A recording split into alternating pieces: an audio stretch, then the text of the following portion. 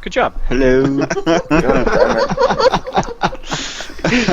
One day we will go live without any problems. I will remember to turn my mic on and go live on the correct account, and Maybe someday. we'll get there eventually.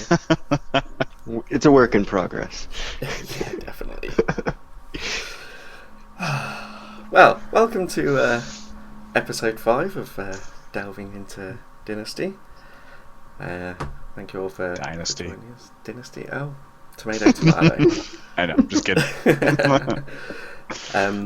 Got some awesome guests with us this evening, including LtWaRr. Say hello. Hello. And IAmThyDecoy. Hello. Okay.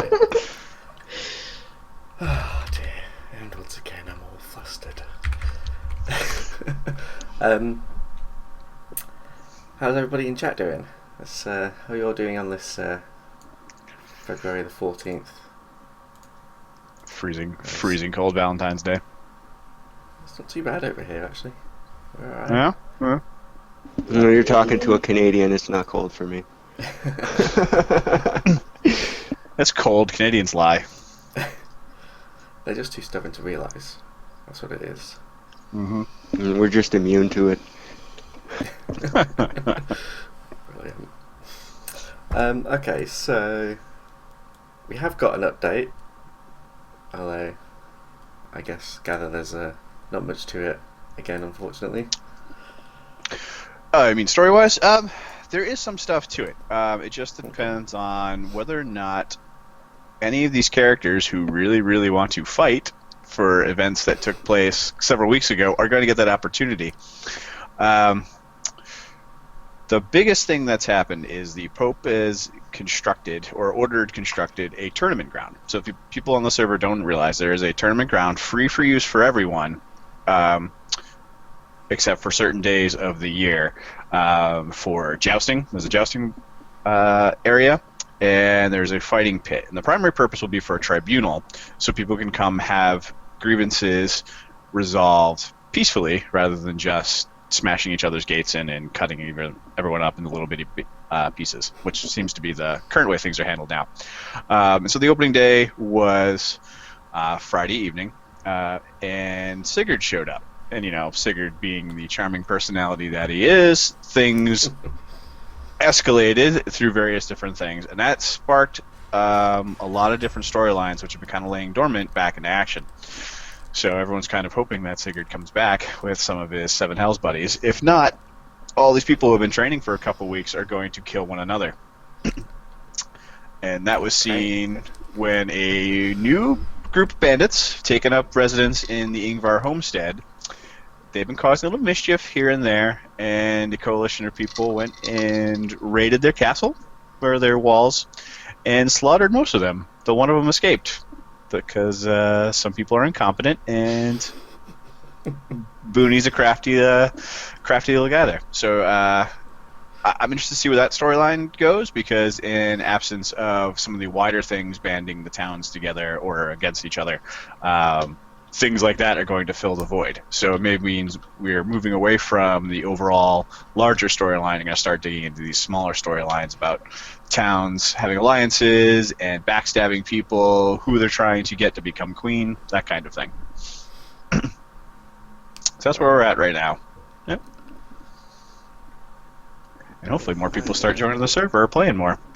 Yeah. Yeah, it's been a while since I was last in. Oh, good.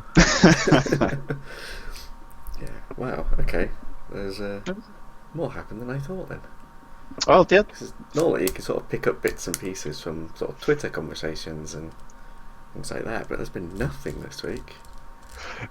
What's good about what's been happening lately is that the people hanging out on the server still, there's about 30 to 40 people that still play routinely every night, and they're the people who are going to be okay with everything that happens. If they're killed, if fight breaks out, if marriages happen. That's another thing that happened, was there was a pretty large a wedding that happened on Saturday. So everyone that's on the server now is committed to roleplay and having fun with it. So far as I've seen, there were some problems, early on, season 1, start of season 2, people who were upset with the way things went, upset about being killed, et cetera, et cetera. And I think a lot of those people who had that kind of mentality either learned and stuck around or have moved on to other games. So now it's really the people who are there to have fun and craft stories with each other and cause some trouble, be a hero, that kind of thing. So it's Excellent. it's been a positive environment. Just need to get some more people in. Cool. And it looks like what Melly is saying, whitelist coming soon, which is excellent. Good to hear. Yes, excellent. More people. More people for the sacrifices. Brilliant. And Nikki's declared herself queen, has she? Okay. The last she and I talked, which was a day and a half ago, that had not happened formally yet, but she was working towards that position. I didn't want to spoil that storyline unless she was ready to say something about it. But that seems to be in case. She's taking up where my character was killed within like 17 minutes. She's learned from those mistakes and becoming a better ruler. We still give her shit in TeamSpeak, though. Oh, absolutely. Mm. Well, I guess 17 minutes should be fairly easy to beat. Rain time. Great stuff. Queen of Well, that's what she told me, figure. Not queen. Brilliant. So I'll amend that. I'll amend that it's actually queen, and I'll have to go give her crap in game now, too. Excellent. Brilliant. Thank you to everyone that is following and hosting, etc. It's really appreciated. Hopefully we can give you some entertainment and or useful information. I won't put money on that, but you never know. Strange things happen. Alrighty then. I guess let's get straight on to finding out about our guests, I guess. We'll start with you, LT, as you're Of course. at the top of my screen.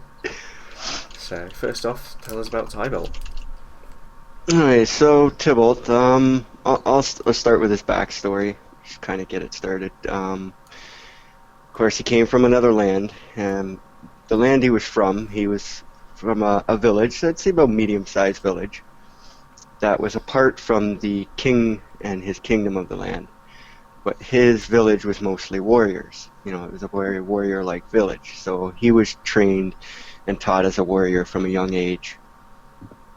As he got older, he took wife and child, was living his life very prideful, as were most of the people of his village, and that kind of got them in hot water.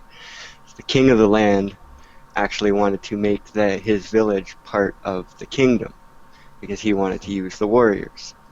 When they refused, he ordered the entire village slaughtered. So Tybolt is the only remaining survivor of this. How he survived, he still doesn't know. He was knocked out in battle. When he came to, it was just dead bodies and everything burnt to the ground. So with nothing left, he fled the land, came to the new land. He met up with the people of legend, ended up being folded into their ranks, and that's where obviously he resides now. So he still follows his warrior ways. As you can see in the one picture there, he likes going after bears. He always tries to be a very honorable guy, very honorable character, always trying to do the right thing, but his pride and his defensiveness because of his past over the people he cares about sometimes does get the better of him. And he can be quite vengeful. But as I said, for the most part, he's usually just trying to do the right thing. People are in need, people need help. He tries to be the helpful one, which actually got him set to be wed to Effie Lee from another settlement early on. He met her very early on in the season, and she had just gotten the crap kicked out of her by a horse trying to tame it. So he took it upon himself to go and help her get her horses, and they started developing a relationship from there. And to which her character's brother actually went to Tybolt and said, he gives him his blessing to take her hand in marriage, and he'd be very honored if he did so. So Tybolt went ahead with that. So now they're set to be wed. And it kind of sums him up, pretty much. It's a good summary. Brilliant. Yeah, sounds like the character's had a very full story so far, which is good to see.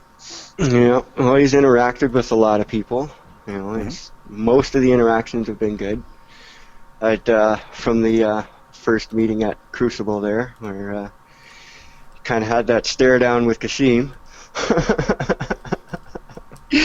But things were kind of heated over what happened there. Because Crispin is troublemaker, that's all. Tybolt wasn't too controlled there either. He was kind of out for blood as well. So he's had a lot of interaction, and a lot of it has actually been good interaction. He's made a lot of friends with a lot of people in different keeps. He's kind of protective over some more than others. For example, Decoy's character Lillian and her sister Savelle. He's grown quite close to them. And he's always tried to help them a lot. He kind of had that's another thing. He didn't know alcohol till he came to the new land. So he kind of had a very awkward moment with Savelle after Lillian gave him some very powerful cider. He's kind of sworn off alcohol since then. Nice.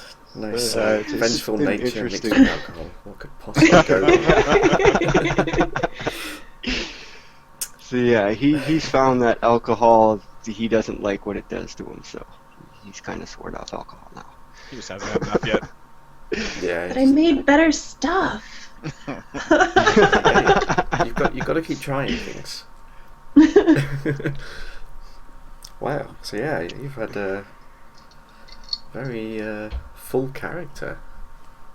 Yeah, I've awesome. tried to get him out there as much as I can and get as much interaction as possible. Brilliant. It's good. It's the whole point of the server. Yeah, definitely. Thank you. Awesome. Okay, so who out of the people you have met, who's been your favourite interaction? So far, the favorite interaction has been Savelle and Lillian. He's probably interacted the most with them. And he's also, he's gone out on a lot of hunting and taming with both Lillian and Savelle. More Savelle. Even plans in the future to go out and do more hunting and taming. And like with Savelle, he kind of feels indebted to her because of a mishap that left her homeless for a few days. So he felt really, really bad about that, and he trying to help her rebuild the animals and everything. He's met Vinder, he's met Sophie, he's met Goodbrand. So many names, so many interactions. It's hard to remember all. He's pretty much met and interacted with probably at least one or two people from every major keep in the land, as well as smaller characters like this character Pravish he met early on. Did a lot of horse taming with him, so he's been friends with him. I've seen him around for a while. Yeah, he on in the mornings. UK mornings apparently is when he's on. There we go. He's met a lot of smaller characters just because he gets around a lot when he's going on his hunts and taming runs. And you've survived.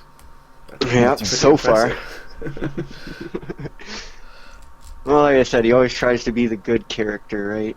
Because not only for, just to be he's that honorable character, but he tries to watch what he does because he doesn't want his actions to end up resulting in something happening to the people of legend. He doesn't want his actions to blow back on them.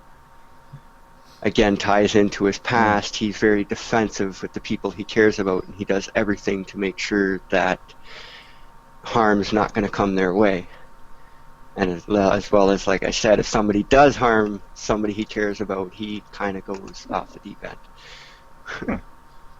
He came storming into our keep when Lillian was attacked. Come back here right away. Oh, when Lillian told him about that attack of that Carl guy, as she called him, he went around the entire land, was going keep to keep, trying to warn people, trying to find the guy. He was like, oh, really? Somebody's attacking. And then he figured out that this guy had wandered by Legend and tried to stir up a little trouble too, so that fueled it even further. Where, like, yeah, he went the entire land, every keep he could find, trying to raise people. But of course, it was the time of day where it was like nobody was around. So that person's kind of still in the wind for him. He's still on the hunt in that area. Excellent. Okay. So what's your most tense moment you've had? Have you had any? Or has it all been plain sailing and sunshine and smiles?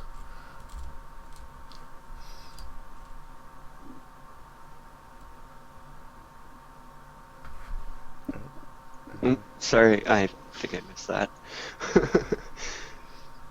You missed that, sorry. So I was just saying, have you had any tense moments? Or is it all been sunshine and smiles? Obviously, there was that tense moment between Tybolt and Kasim there. And it was like Kasim was just kind of doing this little chuckle thing, and he was kind of getting under Tybolt's skin, and Tybolt was giving him the stare down, and but his goal was trying to find people who had done an attack, so he held himself back.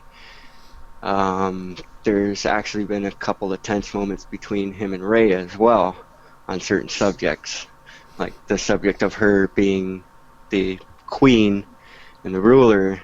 Like, with his backstory, he does not like royalty at all. He's got that's kind of a trigger for him as well. He's somebody trying to rule like that.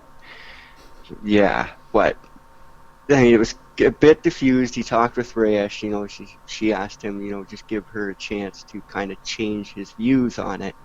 So he's just kind of sitting back and waiting and seeing what happens and how it goes. He's giving her chance. I mean, other than that, it's been good interaction. There hasn't been super tense moments with Tybolt. More awkward than anything, as I said, with Savelle and what went on with her. So you think I still have the VOD for that? I gotta make a highlight. Just saying, it's a good idea that, you kind of rein Tybolt in, because Kasim would have kicked his ass. That's all I'm saying. Just would have... just saying. Kasim would, just smushed him into... I hope you're not judging by the battle at the grounds, because, again, Tybolt's a born and bred warrior, so he may not have wanted people to see. I kicked Rudy's ass, that's all I'm saying.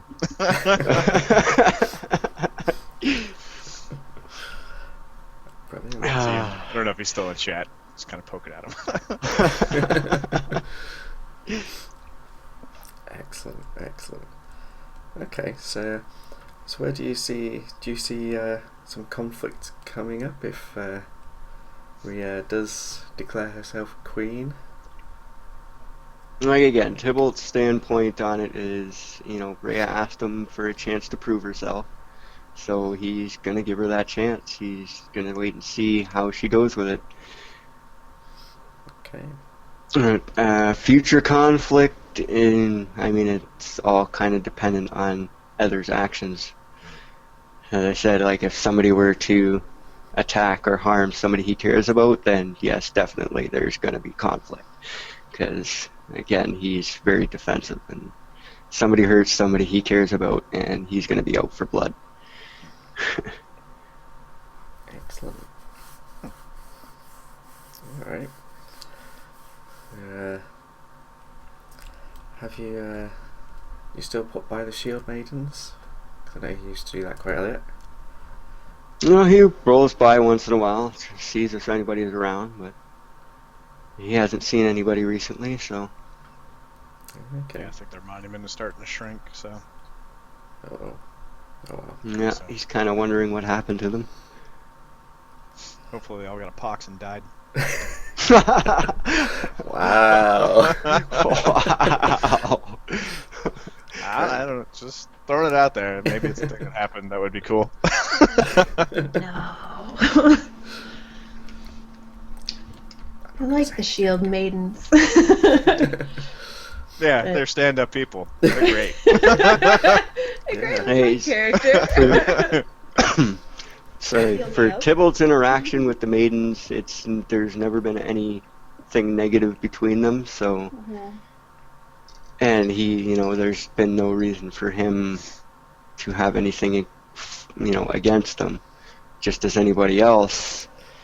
AKA, unless you're doing something negative against him or the people he cares about, he just kind of sits back and is like, I'm going to wash my hands of this. This is not my fight. Because again, it's trying to make sure he's not doing things that are going to bring harm to the people he cares about. Okay. So, presumably, you're not exactly best friends with Grim. Actually, and the entire time Grim was around, Tybolt only seen him once, but never even interacted with him. He must have killed somebody you liked, though. Killed enough people. But just saying. Mm, I mean, his body Tybolt's count must be... Tybolt's only actually ever slain one person. That shall remain unnamed, but he did some very bad things, and he got what he deserved. Fair enough. Fair enough. So, as much as you're allowed or wish to talk about, how is life up in Legend? I know you're all very Life is secretive and like to keep Yeah. yourselves to yourselves, but It's pretty much just day to day, same old at Legend. As long as nobody's messing with us, we're not messing with them. We're pretty much how Legend has gone. I don't know about anybody else, but I'm still expecting them just one day to just roll out of their castle and just kill everybody. No, Like it's like that. anybody who's interacted with Legend and has tried to get them involved, we tell everybody the same thing. It's not been brought to our doorstep. People haven't attacked us, haven't done wrong by us. We're not getting involved. Fair enough. Fair enough. Nice little independent state, so to speak. Hmm? Brilliant. Mhm. Yes, Booney, you are all very murderous intent. I was very scared anytime I've been anywhere near Legend.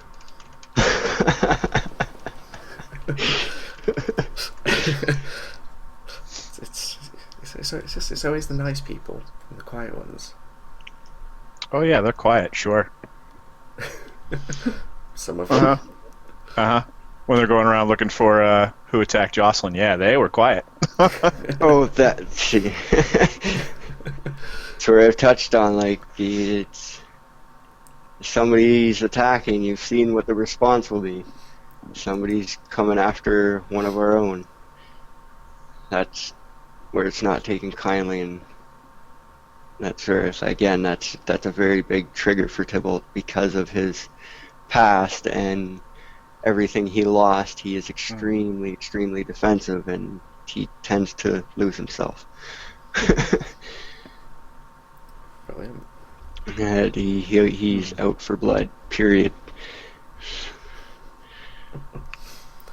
Excellent. Let's see if it actually works, though.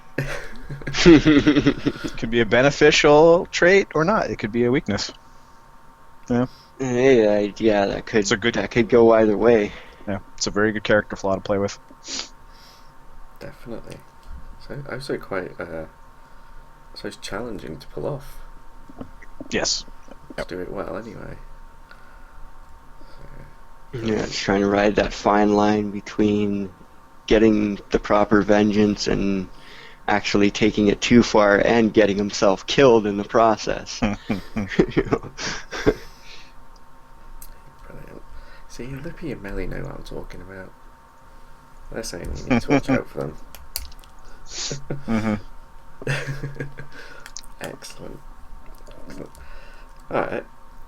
While I'm trying to think of some more questions, why don't we move on to Lillian? Why don't you tell us about Lillian?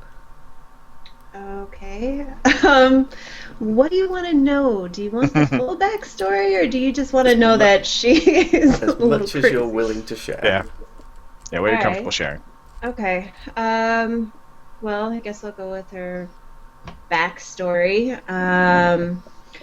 So her parents, her dad was a well-known chef in their land. The lords would have him prepare their meals, and at a young age, actually before Lillian was even born, her mother kind of had an affair with somebody else. That's where Savelle came from. So she always kind of looked against her mother and always wanted to be like her father. So because he's this well-known chef, she wanted to be just like him. So she was always kind of striving to produce good food like her father, but she was kind of bad at it. She would always get people sick. Yeah.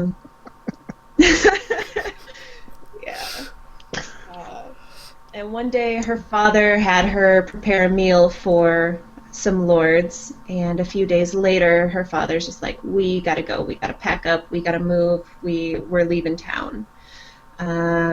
So Lillian, her mother, and her father, they're all heading to a ship. They try to get on, and her parents are too sick to get on the boat. They're just like, no, you guys are plagued.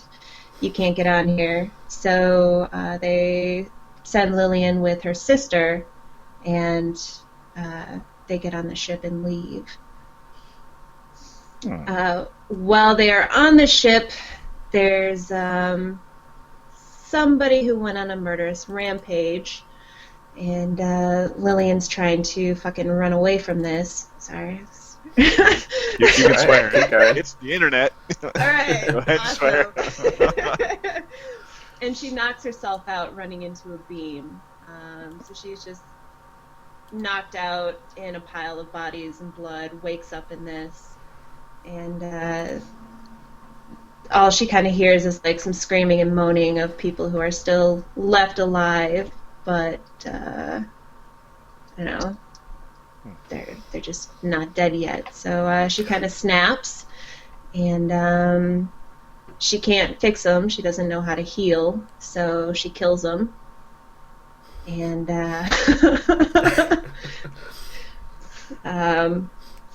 so she's a little triggered when she sees blood, and she can't heal somebody, or like she sees blood and she's always like, where's it from? Like, let me heal you. So that's one part of Lillian. Her sister and her, they got off the ship and they ended up on the island, and they wanted to have a secluded little farm. So they found a spot where they were able to start building, and Lillian just needed to, well, she had an encounter with Grimm, which kind of led her to believe that her parents were dead. Like, she thought that they were going to be okay, but he planted the seed that they were dead, and after that she needed to have the best quality food. So in the building of their farm, she's constantly looking for the best soil, the best trees, the best apples, the best vegetables, quality meats, just so that way she's not going to get anybody sick again. And then she also started working on healing because of the whole having to kill the people on the boat. Having to kill. Okay. They wouldn't stop. They wouldn't be quiet. The screams. She needed to silence it. Okay. That's and dark then also alchemy, being able to produce cures for when she gets somebody ill, or to be able to help the quality of her food. Or to poison them to death. She hasn't figured that out yet. Oh. I like the yet. Yet is scary. Wow, okay. I don't think Tybolt's helped in that area, as he's kind of planted a seed in Lillian's head of having Sigurd drink his own poop. It's a little bit of Yeah. revenge for her tanks. Yeah. So in Lillian's quest of having like the perfect crops, she needed poop to fertilize her soil.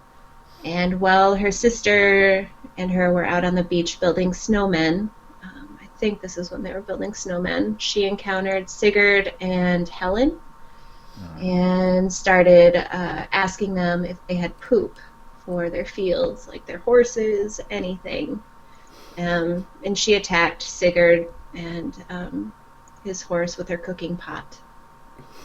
So as revenge, Sigurd has been shitting in her brew tank, just leaving poop on top of her brew tank. Those are the actions of entirely sane human beings. Absolutely. Everything you Kinda just described. dealing with Yeah. a sane human being here, so I mean, there Yeah. was a lot of screaming for that. Uh-huh. Wow. Good. But now it's all good. They have nice fertilized fields, and she no longer needs the poop. So whenever she sees Sigurd come around, she starts screaming at him because she knows what he wants to do, and she's gonna spend another fucking 2 hours cleaning out her brew tank to make sure that she's not gonna serve shit cider to anybody. The roleplay's real. If someone shit in my brew tank, I would get a new brew tank. Cleaning out is not an option. I don't think my sister would appreciate that. Your sister should build a new one, because that's nasty. A new one has been built. Oh, good. Just leave the other one at 7 Hells. Here's your toilet. Nasty. Put her right in front of the gate. Just drop it off. Gross. I wasn't quite expecting such a dark tale of death and Yeah. destruction. And poop beer. And poop beer. Lillian's she's pretty dark, but not many people really see it because not many people encounter it. She's trying to just block it all out and just suppress everything until something triggers, and then she kind of starts to let loose. And it's happened a few times. Every time her sister or somebody's kind of intervened and been like, whoa, calm down, we need to separate this. Wow. But there haven't been, there's been a few times, but once I thought I was going to die. I was able to run pretty fast. It's amazing what that flea button can do. Why is everyone in the South insane? Everyone in the South plays like these off-the-wall characters. Everyone in the North is kind of like sticking to these characters. They're not necessarily from the mold, but like they don't murder wounded people. She couldn't heal them. Okay. She's just putting them out of their misery. Good. Brilliant. Wow. Okay. And I just want to say on that, Ira's not insane. She's pretty sane. She just doesn't come around much. And hangs around with actual murderers. She's a Viking. Hey, I'm not a murderer. So is an actual murderer herself. Uh-huh. Wow. Okay. Yeah. Glorification of Vikings is an interesting thing. It looks like you've given Claire the flu with your poop beer. No, she didn't. She hasn't had poop beer. No, she's fine. She's fine. Sorry, Claire, you She's need to had a find a new batch from the excuse. Wow. Well, remember, you only serve that cider to Sigurd. Fair enough. Lillian feels that like she's pretty even with them. Sigurd killed her sister's horse, so when Lillian was taking care of Sigurd's wife, she killed Sigurd's wife's horse and fed it to her. Wow.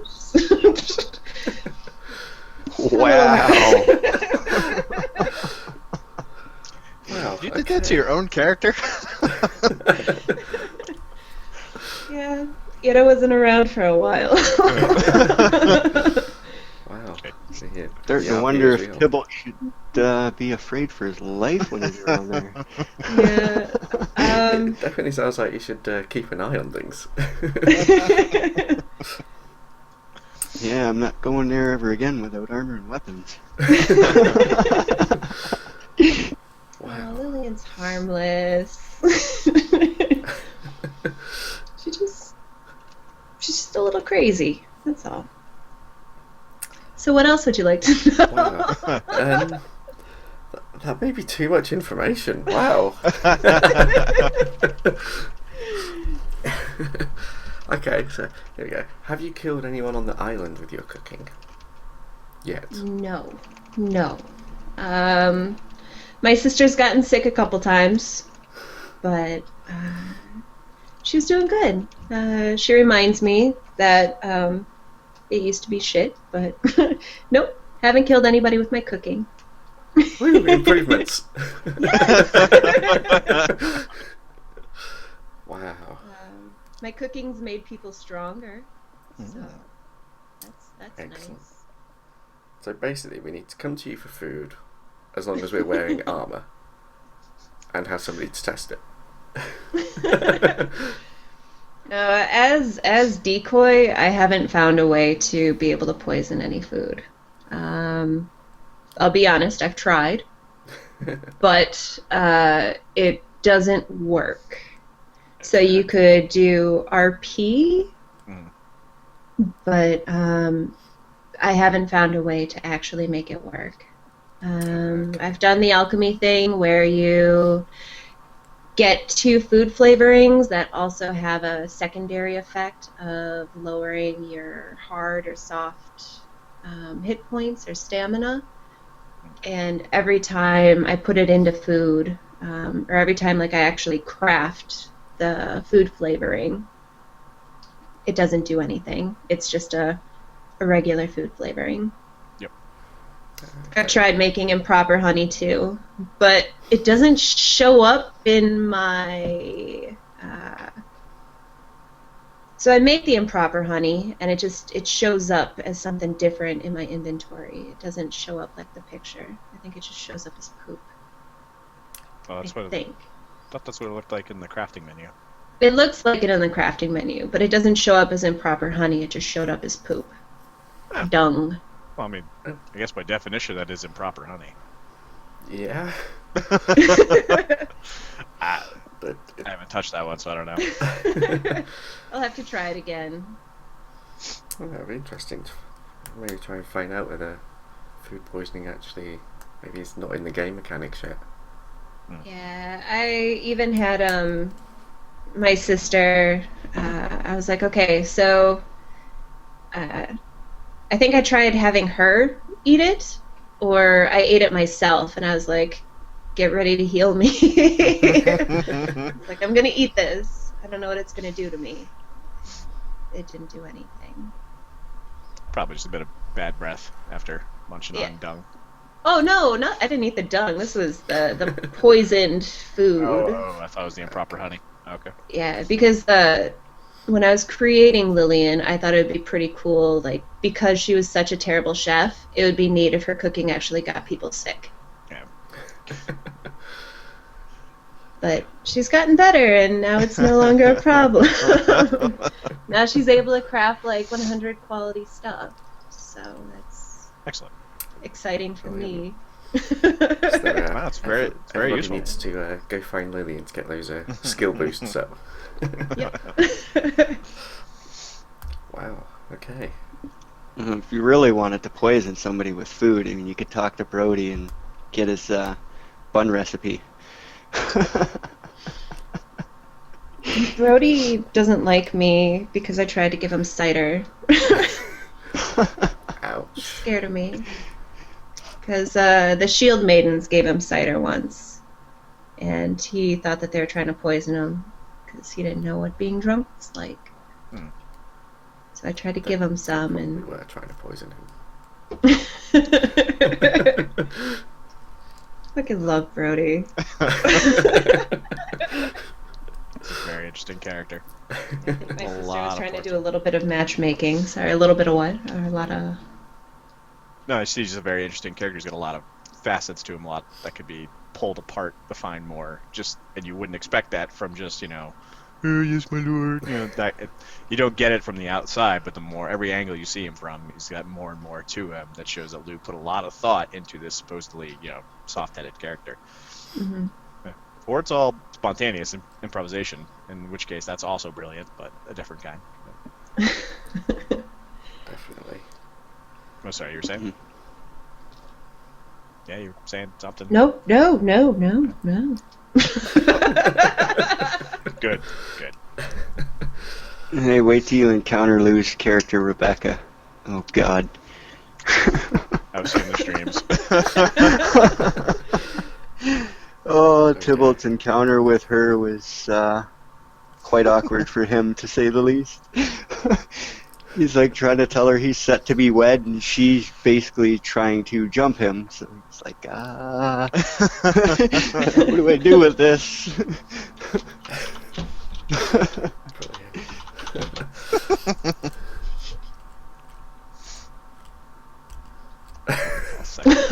What?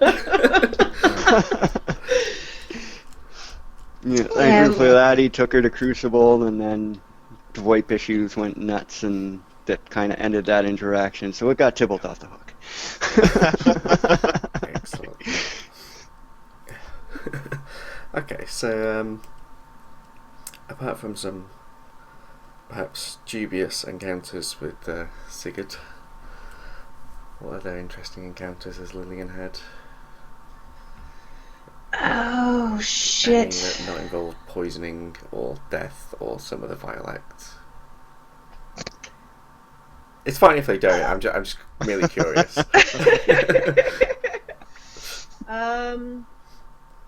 She's had a few sweet interactions with Windrush. She's had a couple. I don't know. Most of the interactions that she's had with people out and around the server, she's, I don't know, kind of snapped. There was recently, she was, when she was working on her Quality 100 cider, this man started popping up around her keep, and she thought she was losing her mind. So she rode over to Legend and found out that nope, she was in fact being I don't know, harassed. She started calling him Carl the creep, and after like nothing was really able to be done at Legend, she just kind of like ran away. Like she found out, okay, she's not crazy, this person's actually here. And she booked it and ran into a couple people on the server. And it's just like, I'm being attacked. This person's following me. Did anybody step in and stop that from happening? Eventually she lost Carl. Carl came back Friday, and Savell ended him. Cornelius helped, but the gods were being cruel. She's had some encounters with the Shield Maidens, a few meaner ones. She's gotten along with Helen, but she encountered 2 of them in the back field, and she thought that they were going to try to kill her. So she was just kind of like hiding behind trees, and then they were just like, "Why are you hiding?" She's like, "Oh, I thought you were going to hit me." Just kind of laughing and, I don't know, being Lillian. And then after they left, she booked it on down to, I think she was on a quest for poop. So she went on down to Seven Hells. She really needed poop at one point. Let's see. She's encountered Goodbrand, Tybolt, people at Legend. This man on a mountain that she was getting really annoyed with. Like, she couldn't understand anything that he was saying, so she just took off, left her sister there. I think I know who that is. I guess that's... I can't remember the guy's name now. Yeah, I don't remember the character name. I just know what he sounds like in game. I think it starts with an L in game. Oh, that's not what I'm thinking of. He eventually made his way in front of our keep this last week, and Lillian did some leather processing for him. He gave her a couple hides, and she gave him some leather. You can't end Carl? No! Sorry. Let's see. She went to Southreach this past week. Fuck. Who did she meet? I'm bad with names, so she's bad with names. Fair enough. She remembers when she sees them. It was Nissa, right? Yeah. Because wasn't it? Thought so. Nissa, something like that. No. Thought she was there because I stumbled by looking for Naskell's character. I'm like, oh shit, that's why I closed your stream and, and moved away. Oh, and I saw I thought her name was Nessa because I'd met her before, and she came up from where you guys were down picking. Nadia. That's it. Yeah. Thank you. Yeah, there is a character named Nessa. She's on the other side of the island. Yeah, Nadia. Mm-hmm. Then we went to talk about man things and left you people doing whatever you were doing. Jumping off buildings. I have a pen, I just don't use it.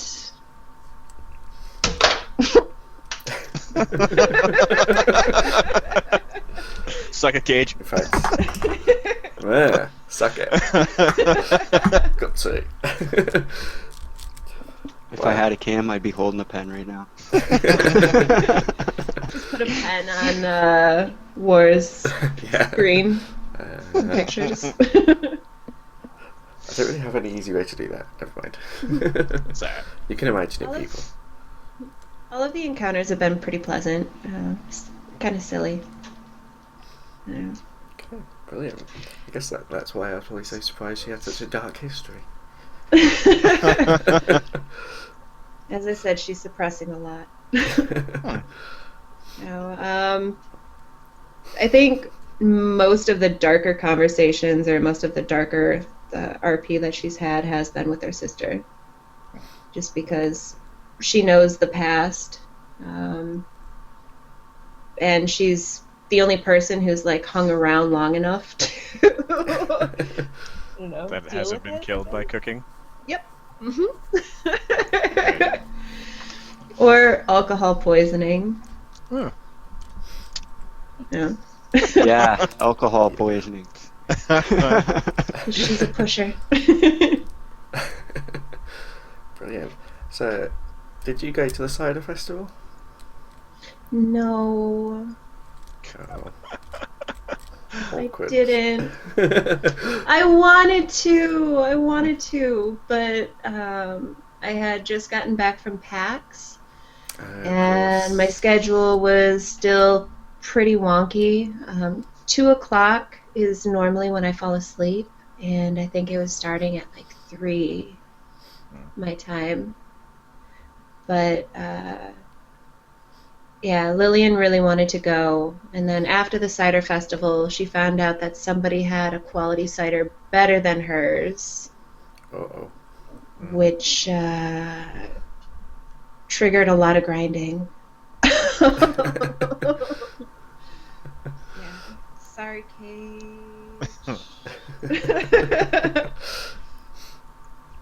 Well, Yeah. okay. Do you know who it was that had the better cider? And are they now on the top of your list?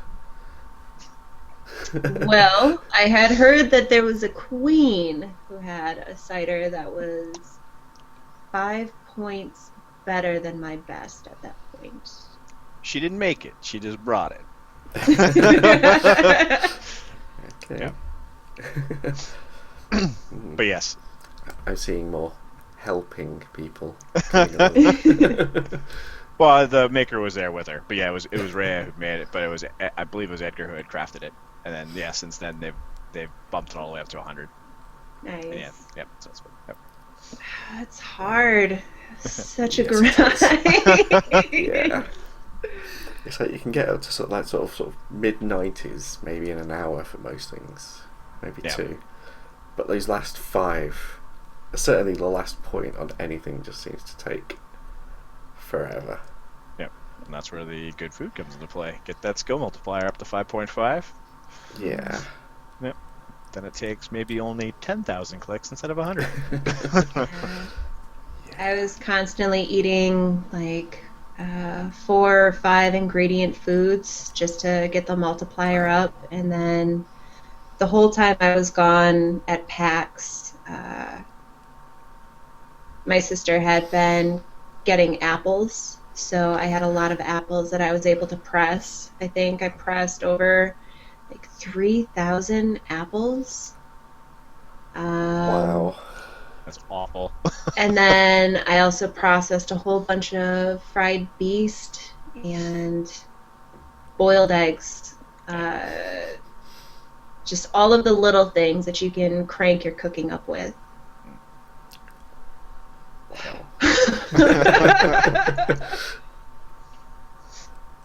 That's a lot of apples. It's a bit, yeah. Blimey. Wow, okay. So just a quick reminder, we've got 1 question so far, but if anyone else has got any questions in chat, do put them in. And I guess we'll probably start answering them soon. Yeah, probably. We'll see how it goes, see what happens. Maybe. Go with the flow of it. And Cage is still picking apples. Thank you. Probably helped that she couldn't really be on her own land and had nothing else to do for that time. I think this is why there should be a warning before adding people to your monument. And it should be Yeah. right under barter. So yeah, forewarning to everybody, when you're going to barter with somebody, make sure it's barter, because it comes up the exact same when you try to add somebody to your monument, and there can be mishaps. And people Also- might end up homeless. Don't- for an extended period. Or maybe have a backup alt on your monument, just in case. Hmm? Don't barter when the sun gods are coming out. Too. Okay. Brilliant. Wow, okay. Wow, there's Much different than Zoo. yeah. Yeah. And yet no less deadly, I feel. So we only killed a couple people. Yeah. And they could fight back. Mostly. It wasn't the sneaky kill. Wow. God, I don't know. See, the quiet ones. Told you. Lillian is not quiet. Just kidding. She's quite free-spirited too, from what Tybolt's seen. So after that day, she decided to jump in the swamp. She was a little drunk. Yeah, she likes to get drunk and wander off. Well, I take that back. She doesn't like to get drunk and wanders off, but she wanders off while she's drunk. Because,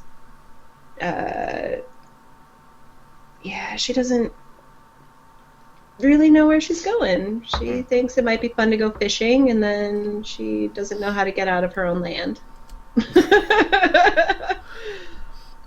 Okay.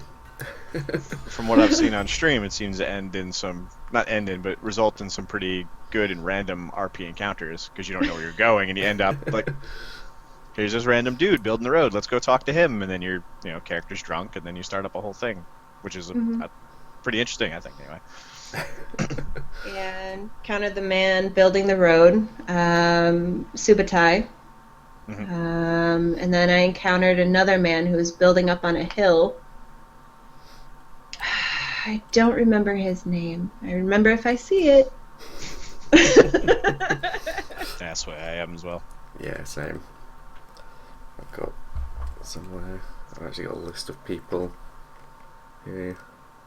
Oh, I've lost my list. Oh bugger. That's gonna be fun. Yeah, Subutai's an interesting character as well. It was good to meet him. Having had interactions with him and seeing how he was when you bumped into him while drunk, I enjoyed that a lot. Yeah, the first time Lillian ran into him, she got a little upset and just kind of, after she got her direction, she was like, deuces, I'm out. She ran into him again, and her sister vouched for him, so she's like, okay. It kind of insulted me, but whatever. He's like that.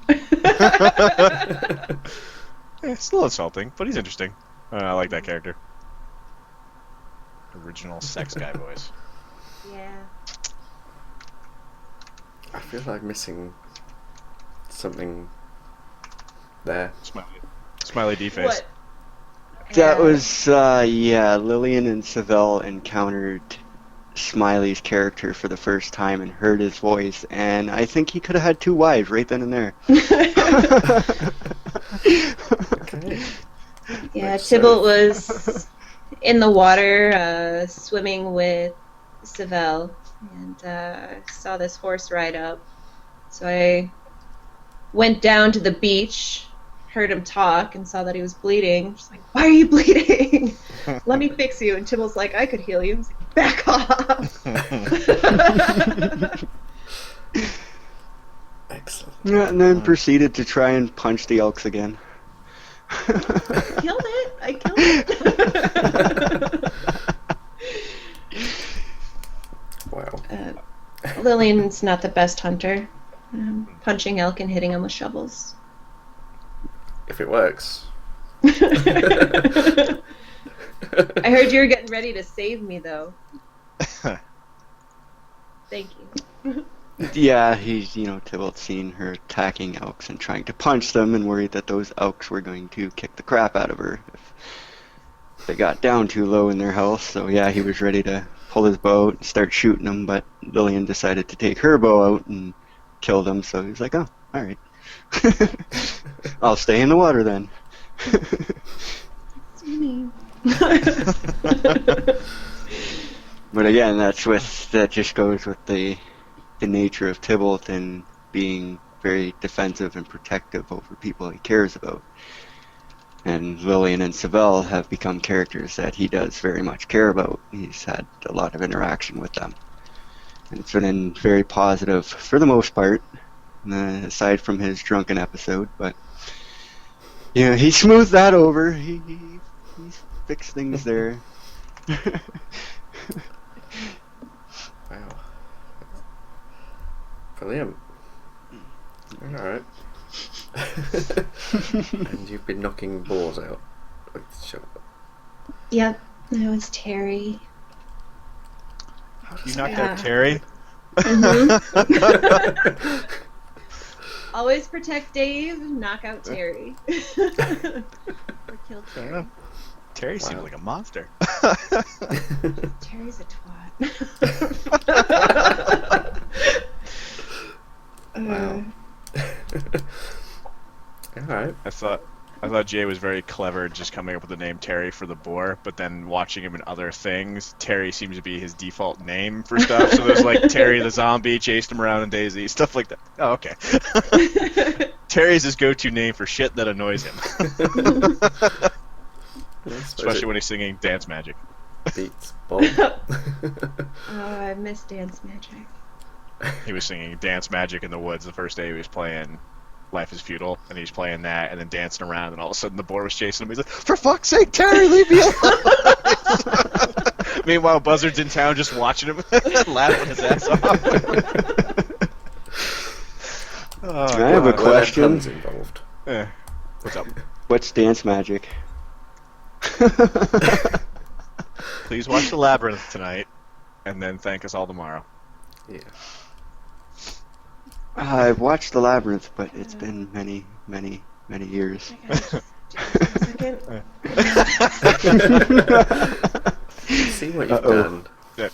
Th- Yep, she's now ashamed of you. Terrible. I'll just go now. Disconnect. Is he gone yet? I'm afraid not. See if Tybolt gets you any more animals. She can Need knock you, him she's out got with a a shovel. Let me out.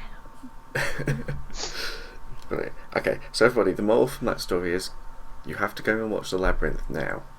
Actually, no. Wait till we're finished. Then go watch it. Oh, look, Melly's going to kick you out because you haven't seen it. Well, I can't remember. I guess Tybolt can just wander What's the going land. on? And How do all these people not know what it is? I think Legend's about to lose some members. I think you all need to just like have a movie night. Wow. Yes, that's right. It was that stream was right the night before the news about David Bowie came out. Yeah, I think it was, yeah. Blimey. There'll be a labyrinth quiz tomorrow. Interesting idea. It's okay, I could watch Labyrinth tonight and still fail the quiz tomorrow, so. Just gotta watch the music video. That's a good question, Trish Ryder. Yeah. I'll tell you, let's answer some of these questions we've had. The Bog of Eternal Stench. Yes, that's right, Boog. That's where he was. Yep. Right, so let's go back to Boog's first question. Was how much time do you put into character backstory before actually playing, or does most of it change as you go? Let's go around the table. Say for me, having my character's backstory worked on and ready to go. It only took me about a night to really think up everything and the idea for him.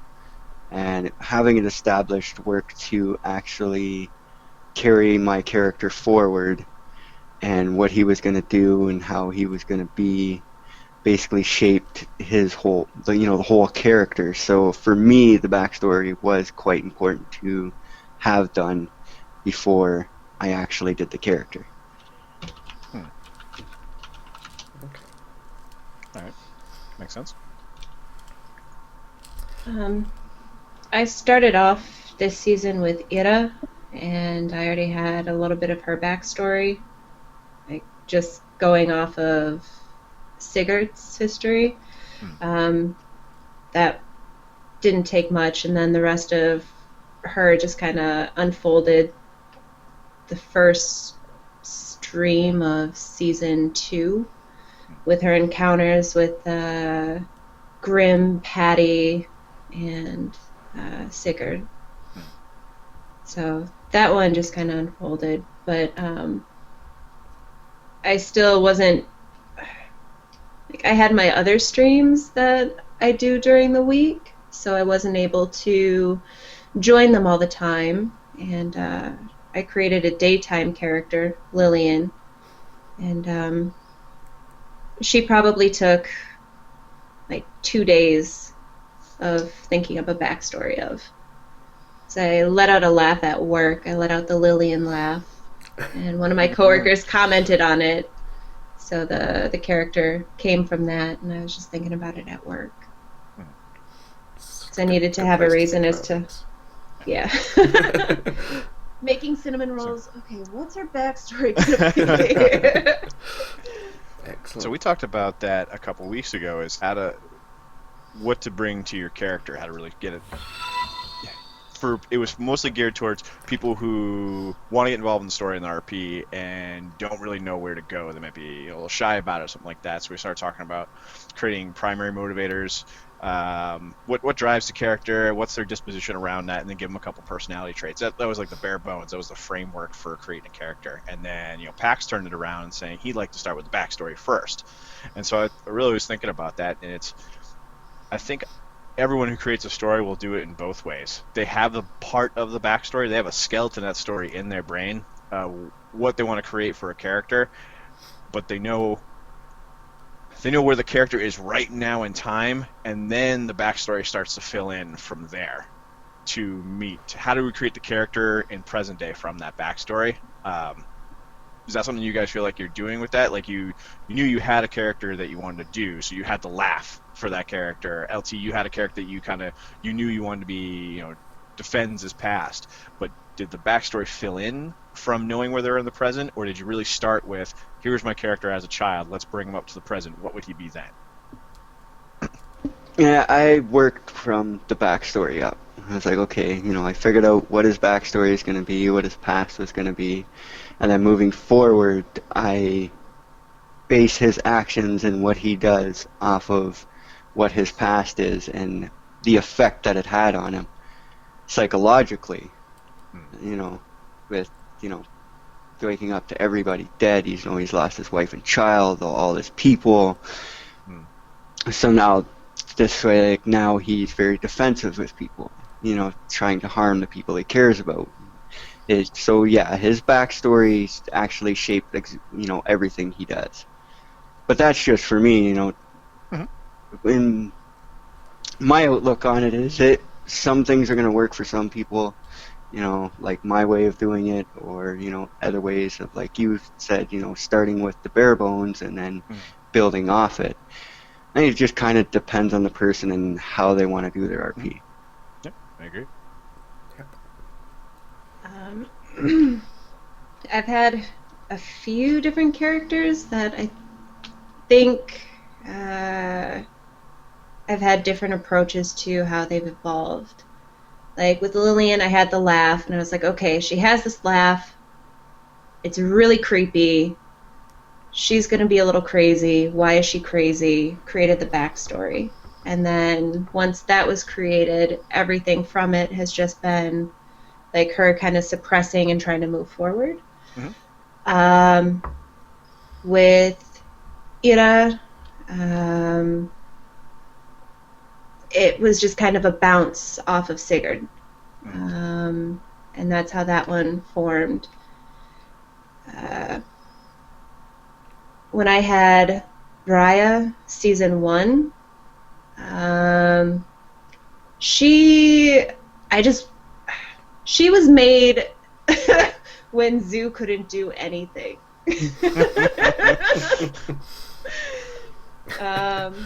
When Zoo couldn't like go out and do anything, that's when Raya was when I made her. So she just wanted to run around and like box people and fucking like help them out. She just, you need help on your farm? Like, sure, I'll help you. Just have a fight with me. Like, let's brawl. Like that's all she wanted. She just wanted to help out. She's like, you need somebody to chop down trees for you? Okay, I'll do it. Just fight me. 1v1 me, brah. It's ridiculous. Okay. So, like, all I wanted with her was just to fight and, like, be friendly, and all of her story just kind of came from there. Like, she was a fighter in the past. Like, basic. Let's move forward and keep going. And then Zoo, she was all improv. I was gonna ask. Yeah, like I was walking on the server with somebody, and we encountered the whole group. DRD, Crom, Lou, Jam, Blackout I think was further back on the hill, but like everybody was on that hill. And I was just like, oh, fuck, I don't want to talk to them. Just, like, say I'm mute or something. Like, can we just keep walking? Like, I don't want to interact with them. And they're like, nope, we're going here. They already see us. So everybody came down, and they're like, hello there. And it's like, fuck. Like, I'm totally lying to these people saying that I hate the game. I don't want to talk to them. So, they took the opportunity of me not wanting to speak to say that I was a slave. So I was like, all right, thank you.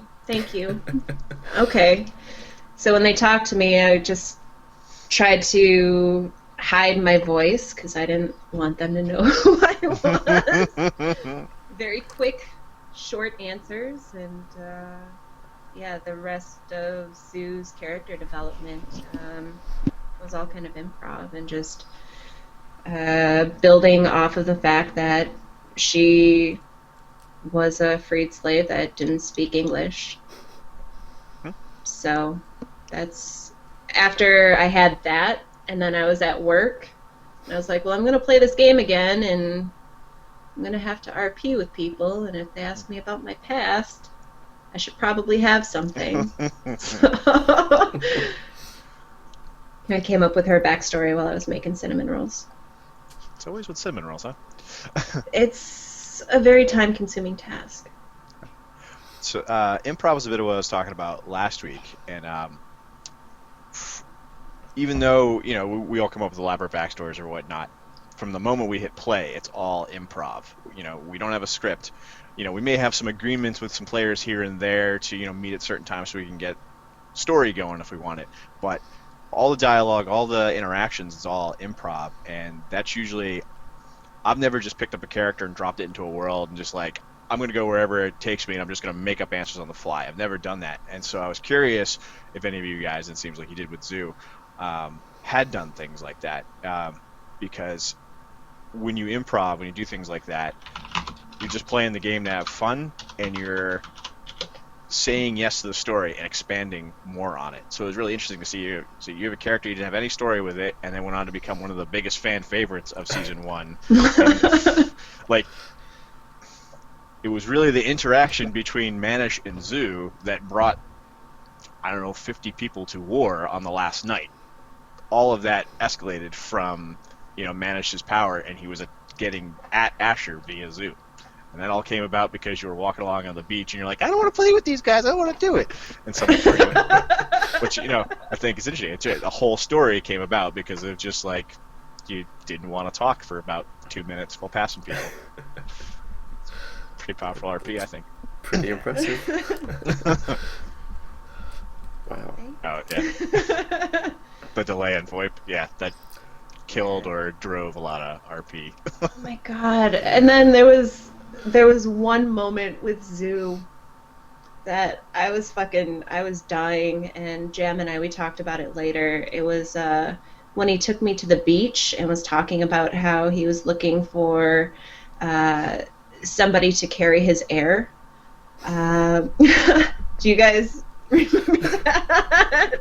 It was so uncomfortable to watch, but go on. It was.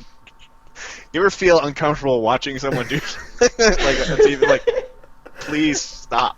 But okay, you're saying. Well, I was laughing during that, and then like he's asking for a response, and like, well, actually, before he started asking for like my response, I'm noticing my food is depleting very rapidly, and as we're sitting there, I'm starving, and I had never I never sat down and game before, so I didn't know how to get back up. So I'm just like panicking because like he's having this really intense moment, and I'm starving. And I can't get up to eat something. So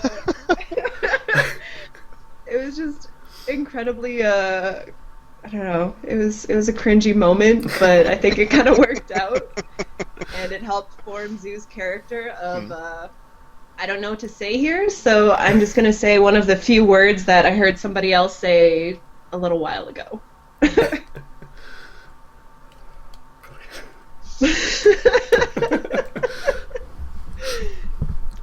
Wow. Yeah, that was a lot of fun. I enjoyed it. I had a lot of fun moments with Jam on season 1, and I really hope that he comes back I in hope so, season too. 2. Whatever character, I hope he comes back. Mm-hmm. He was a big driving force for the server in terms of RP, even if he was murdering everyone. I thought he was gonna murder Lillian at one point.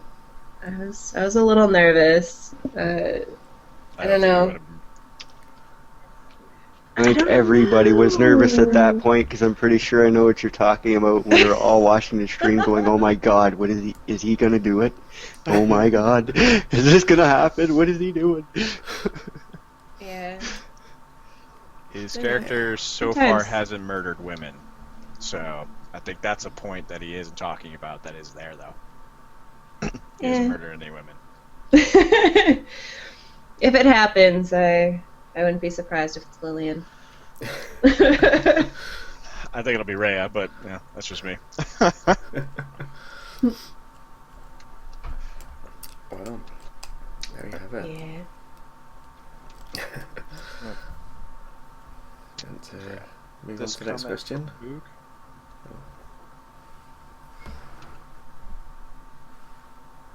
Go ahead. I was just going to move on to the next question. Yeah. It's again from Boog. He said, Oh. what do you hope for the most going forwards with the game Good becoming point, an Trevor. MMO?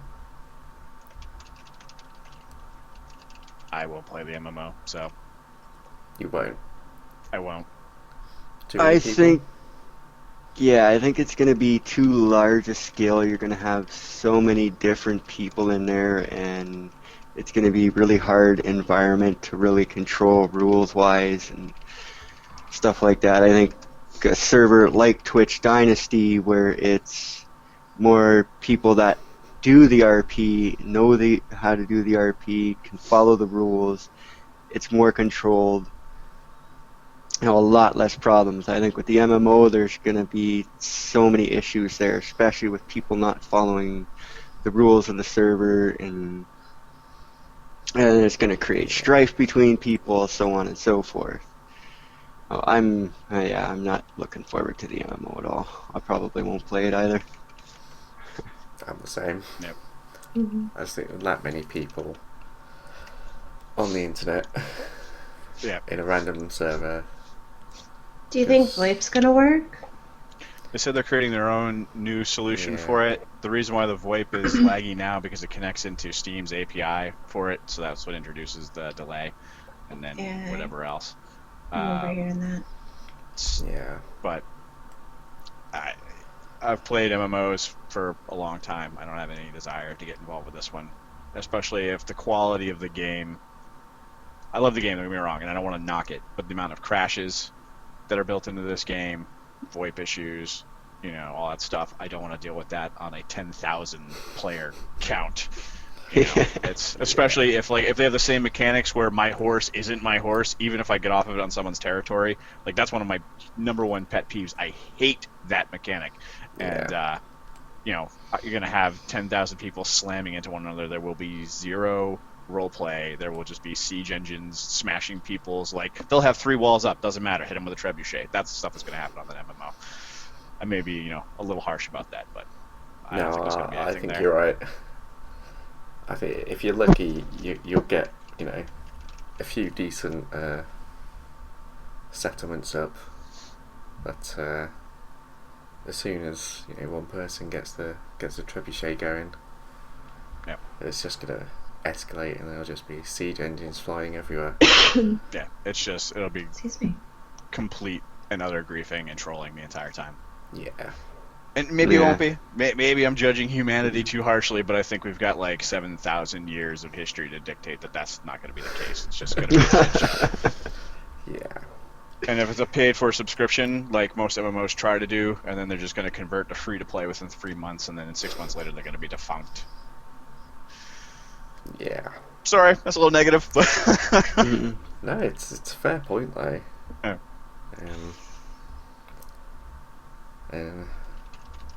So is Twitch Dynasty ending when the game goes MMO? I don't know, Boog. I don't really think they haven't really said much about what's going to happen to your own version. Presumably, they're It's going gonna to stay the leave same. it because they're separate development streams. Yep. Or development. yes, what Smiley said is correct.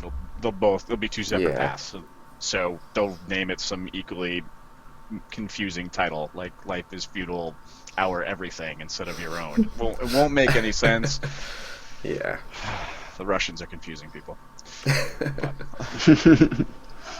But I don't know. Maybe I'm wrong. Maybe it'll be good. But assuming Twitch Dynasty keeps kicking, I mean, I'm sure they'll keep running the server as long as people keep playing on it. So I think the core group of people right now that are playing on Twitch Dynasty will stay on Twitch Dynasty. They might dip their toe in the MMO, but like you're saying, like the problems that are going to arise from an MMO, it'll just bring them right back. Yeah. Like, those people, I'm going back to Twitch Dynasty. I don't think any of the guys I play with on a routine basis, guys and girls, are going to touch it at all.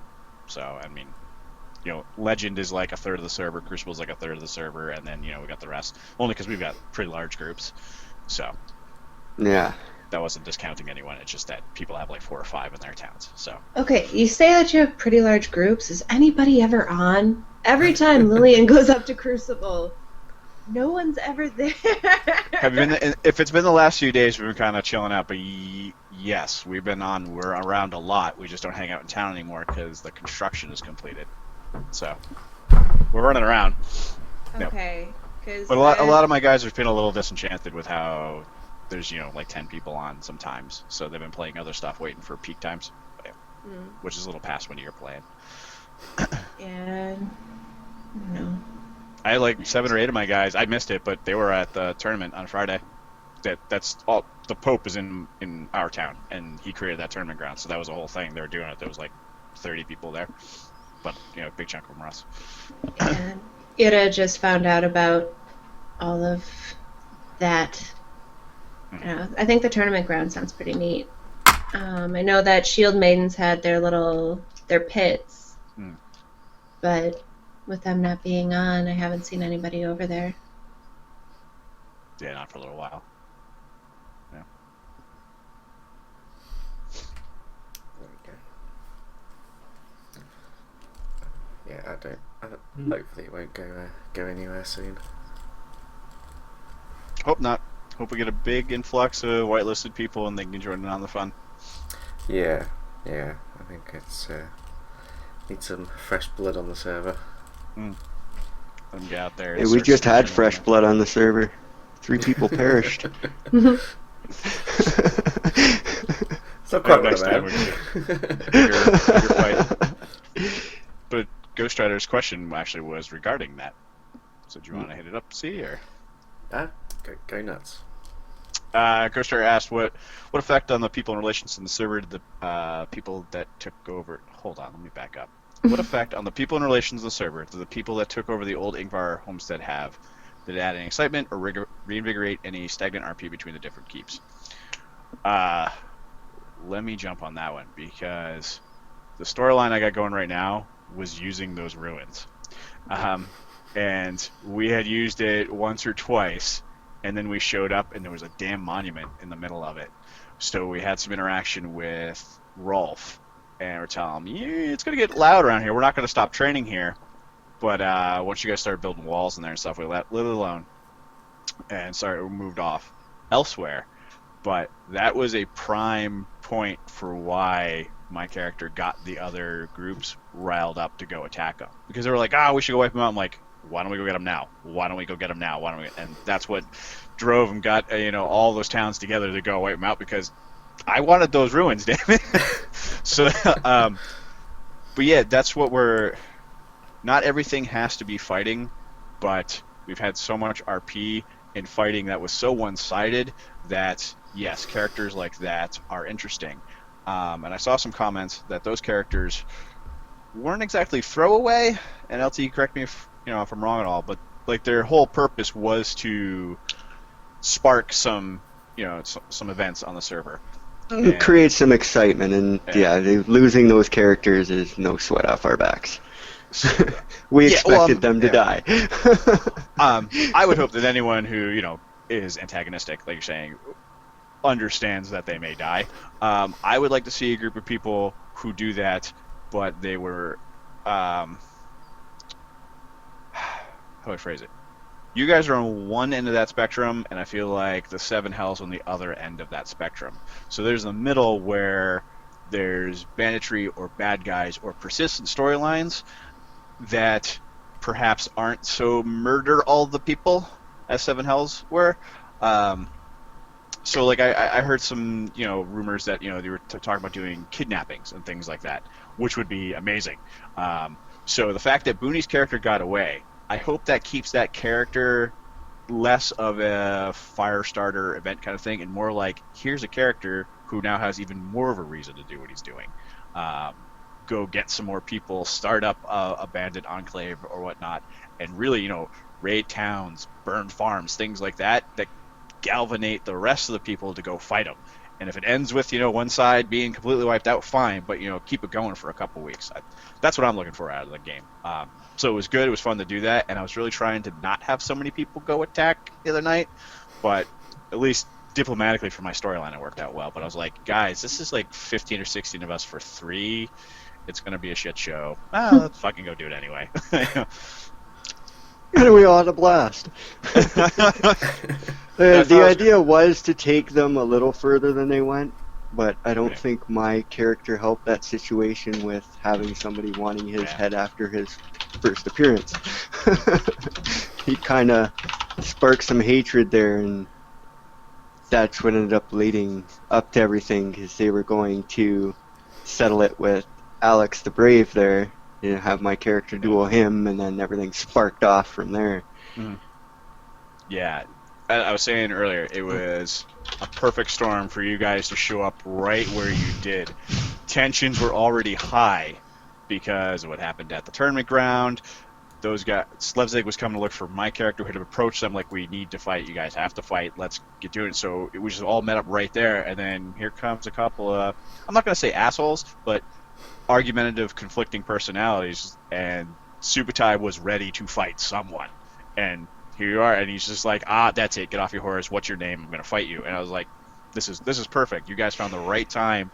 And I know it was an accident, but it was the right time, right place to pull out these personalities, and they could have probably gone a little bit longer than that. But yeah, it was Yeah, Booney accidentally ran into the base. Because Subutai is like, why is he over my walls? Yeah, it was great, and I'd like to see more of that. Because there may be more coming. That's all I'll say. yeah, good. Just want to back up a little bit and throw out there that Seven Hells isn't all about murdering. Yes, To be fair, it's just great. understood. And I lay it on a bit thick on these streams and whatnot. Excuse me. I don't want to cast that same light across everyone, but when your two primary antagonists on the server come from this town and they're going around murdering everyone and sending out Patty to extort people, it does cast a light upon everyone that lives there. So that's kind of where I play with it. But I do lay it on thick. Yeah, See, everybody should have done the pigtails approach with Patty. I don't know much about Patty except for I had some pretty fun interactions with him as Ira. I don't know if... Yeah, Lillian met him once. And he was like, okay, bye, crazy lady. That's about it. But I thought Patty kind of did the taxes on his own. Did he? He did. He would bring people with him. He brought Helen with him, and he would bring Brody with him. And both those people are fairly violent. But here's the thing. He called them taxes. But Pax and I have discussed as well. Those are clearly not taxes. That's extortion, right? And when he shows up in a town with heavily armored people making veiled threats saying, give me your taxes or my armored friends here will smush your face in. So that's what was going on. Pax played it beautifully. You know, it's a really great thing to do. But so when you have, you know, murderers and bandits, and you have, and to a degree, Windrush manipulated the people of Seven Hells into attacking others. It's everything they did was through violence. Oh yeah. There's threat. It has had run-ins with them, but little fingers. Yeah. I don't Yep. know about that. The entire reason that half of my town was wiped out in like day 5 was because Windrush heard a bunch of conflicting stories and went, aha, and put a name on it. And then you all rolled out and ended up in my town. That's how that happened.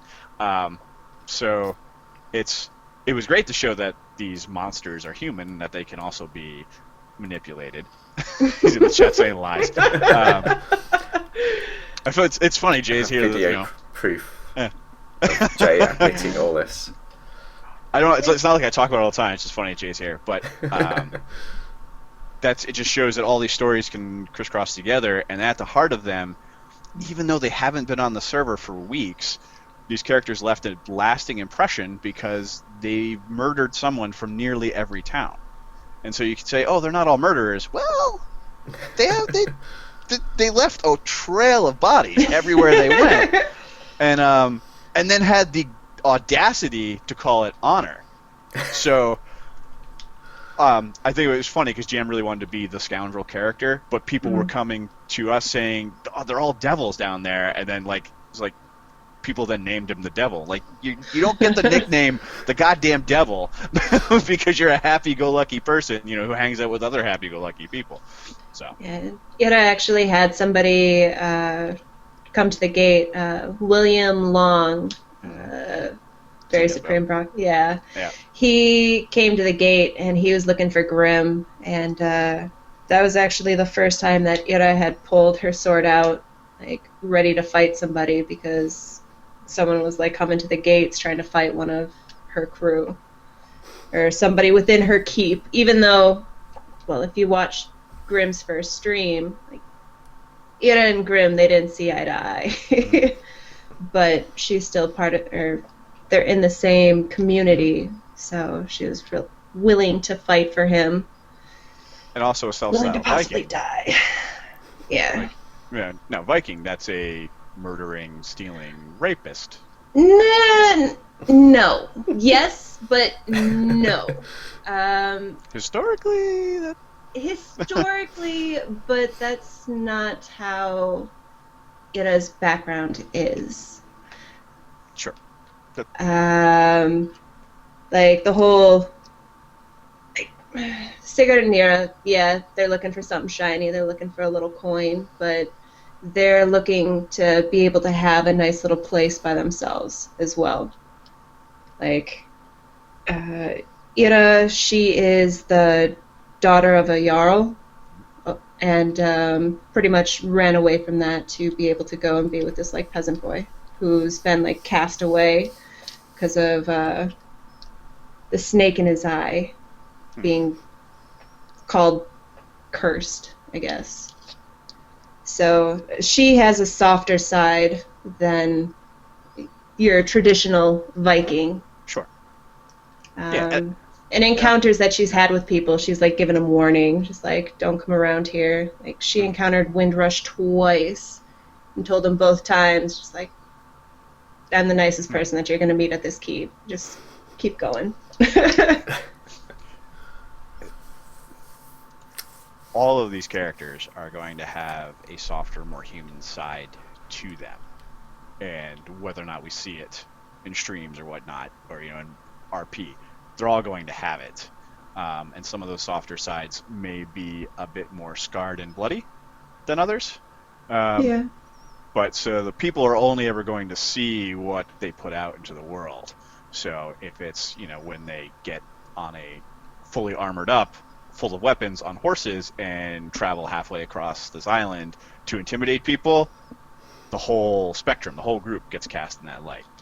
So it's a similar situation with Legend when, people have various ideas about what's going on in Legend, and Legend's only going to show us what they want us to see. But when they send particular characters out, like ILT was talking about earlier, they're out with Crispin, they're looking for a particular guy because of what he had done to someone in their town. They showed, like Crispin is, I don't know if he's quick to anger, but, he's very riled up. Jocelyn's special to him. He's, very antagonistic, and the people there with him are backing him. So meanwhile, we've got some people in town saying, "Oh no, I deal with these other people from Legend. They're very kind, they're very patient and stuff." Meanwhile, this outward face is these people are assholes, and they're being assholes to everyone.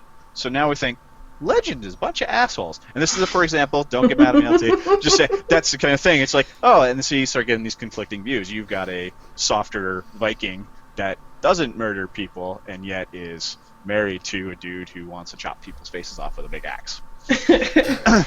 You start to question about these things. And that's what I mean. And then as I talk it up, I layer it on thick just for the sake of, entertainment. But no, really, they're all assholes. Just saying. Don't think anyone's going to deny that. Well, I think everyone's an asshole in their own way. Sure. Yes. Everyone's got their own facets to them. All characters are human. All humans have all their sides to them.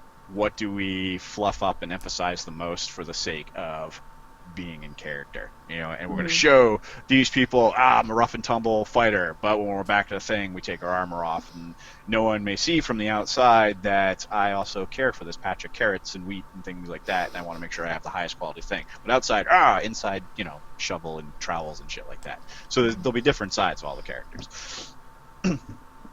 Yeah, when the server was, I don't know, when Lillian first started like her quest and she needed the poop, she did travel down to Seven Hells, and like she encountered Grim and saw a different side of him than like everybody else has.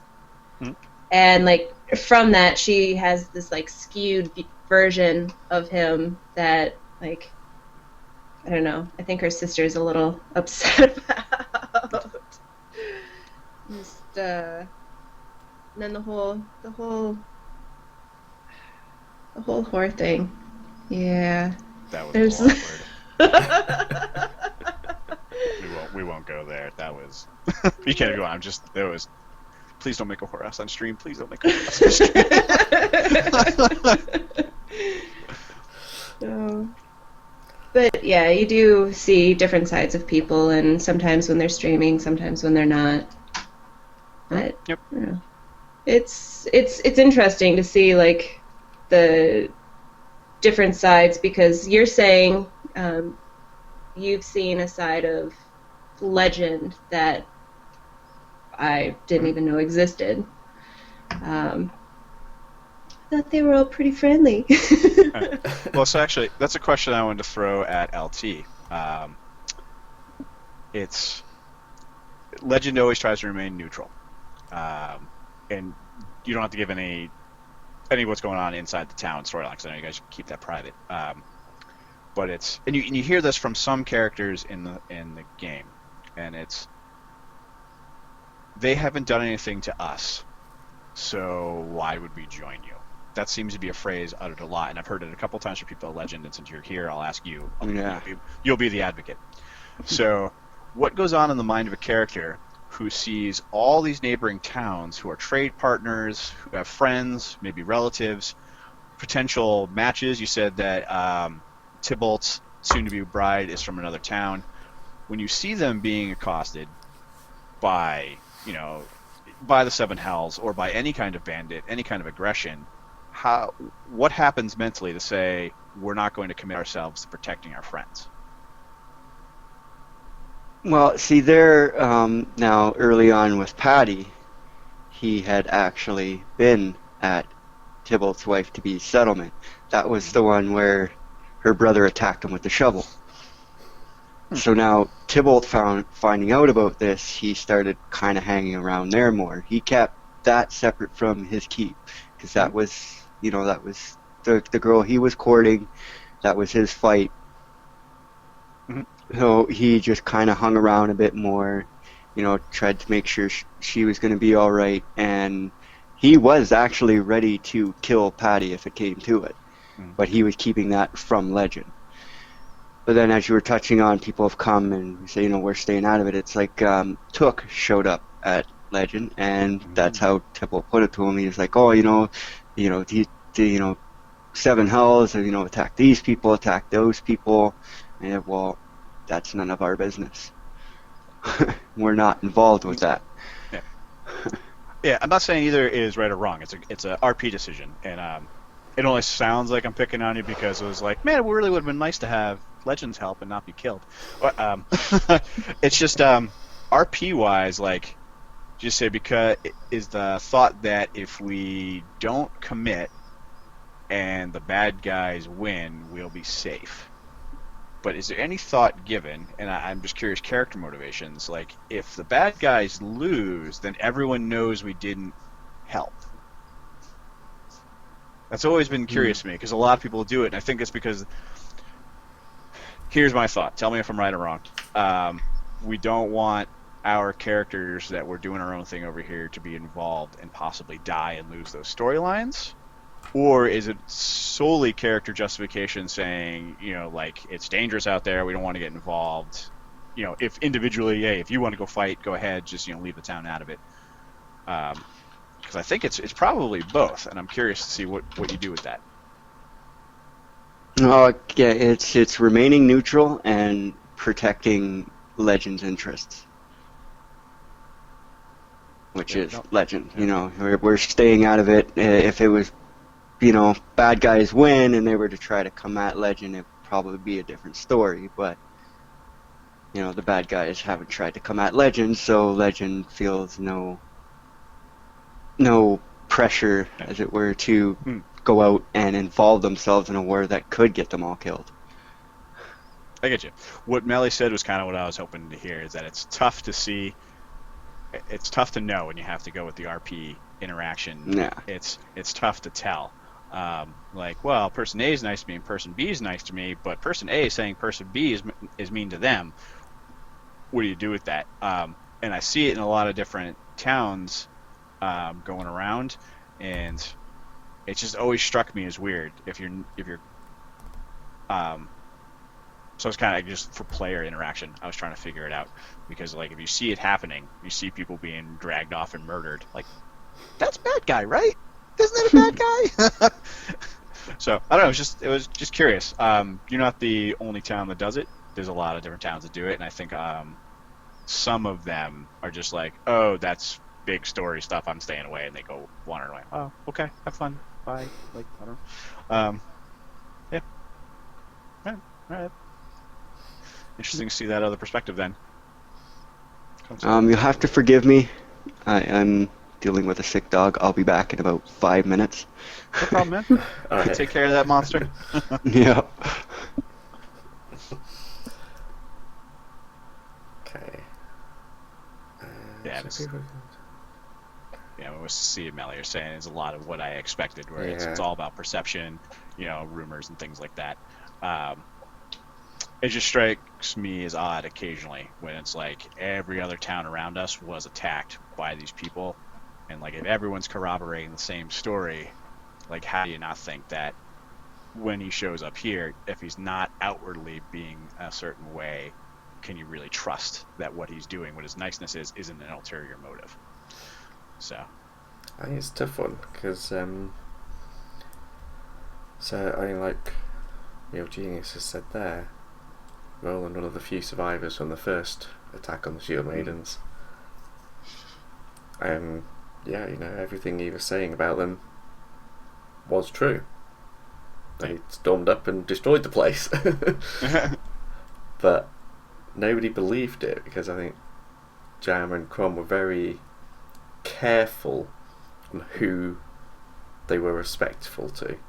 I won't go so far as say nice, but Yeah. I think they were certainly very careful as to who they were respectful to. that's a good point. And I think it I makes think them... with their. Oh, Sorry, sorry. carry on. No, go ahead. Yeah, I was just gonna say, I believe their characters are respectful to people who are respectful to them.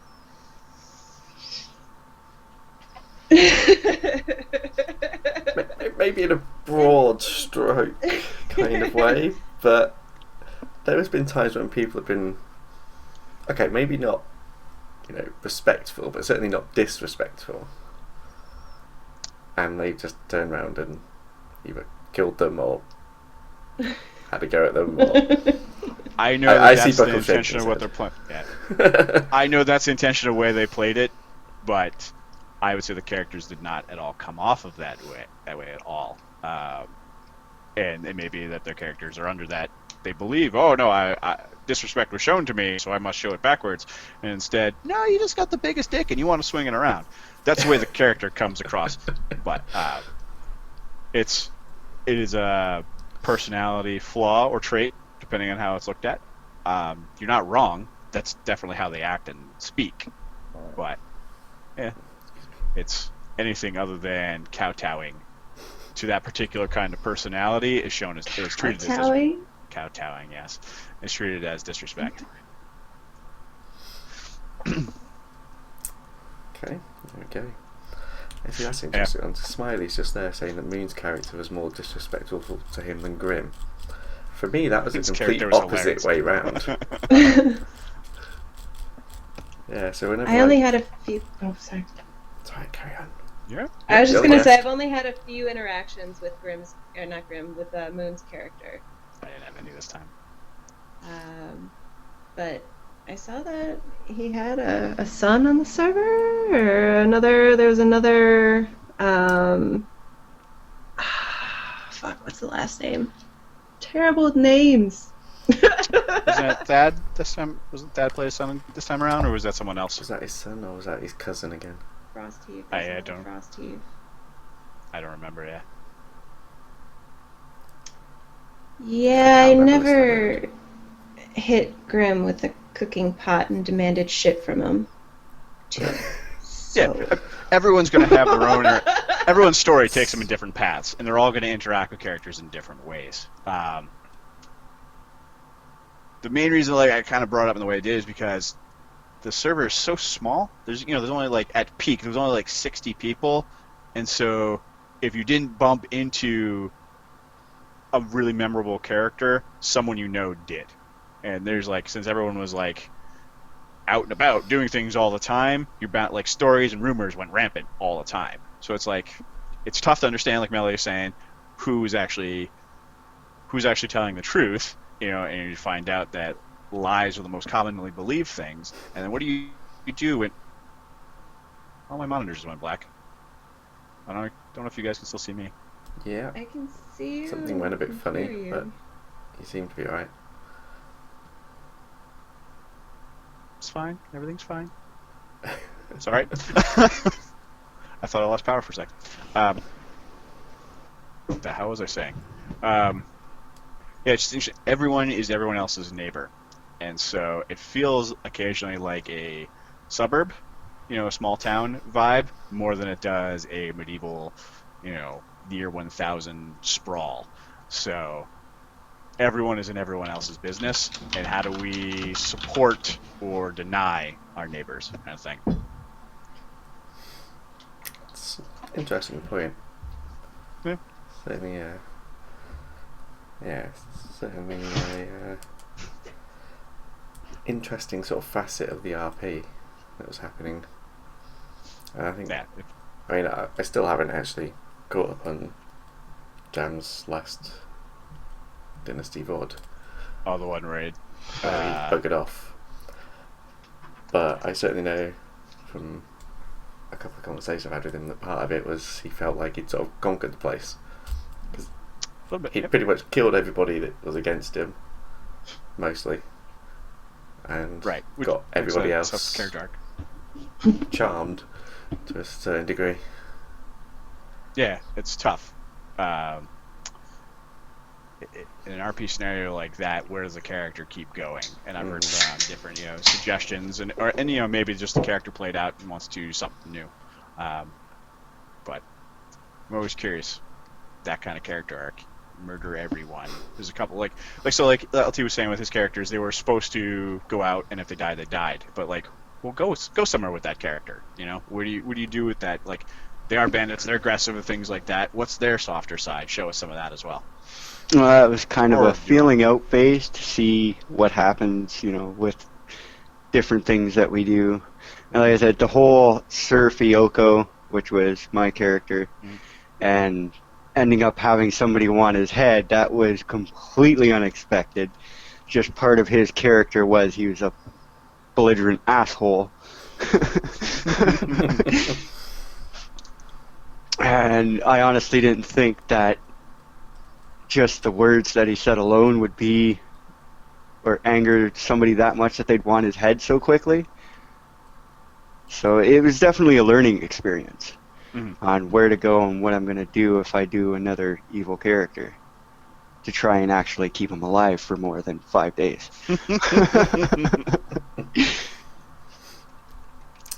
Interesting. Well, I'll say it like this: it is nice to have some bandits that are killable.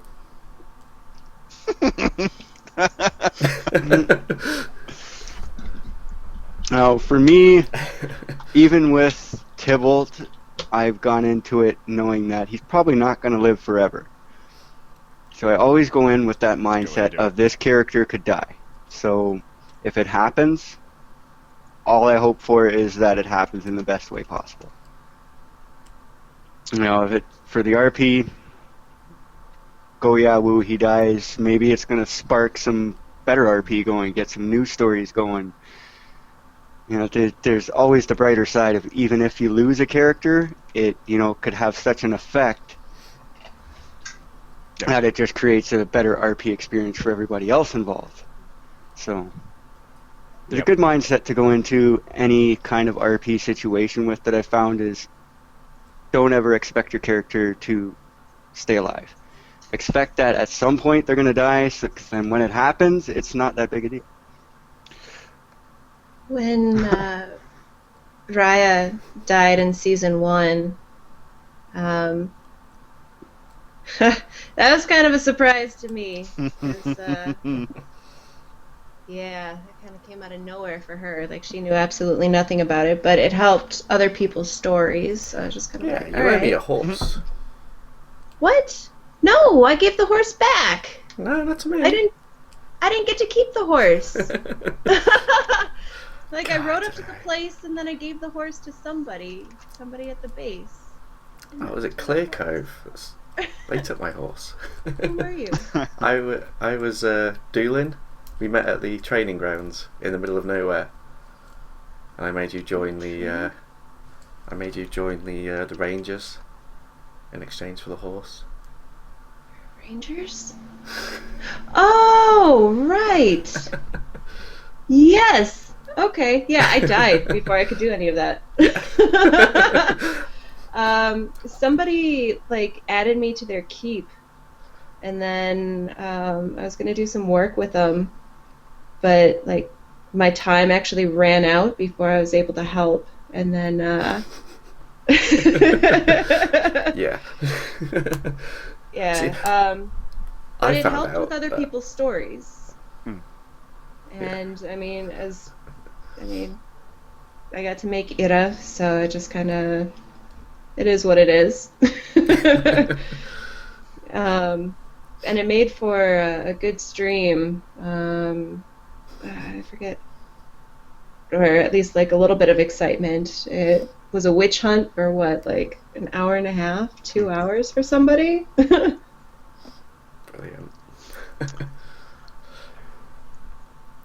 I don't.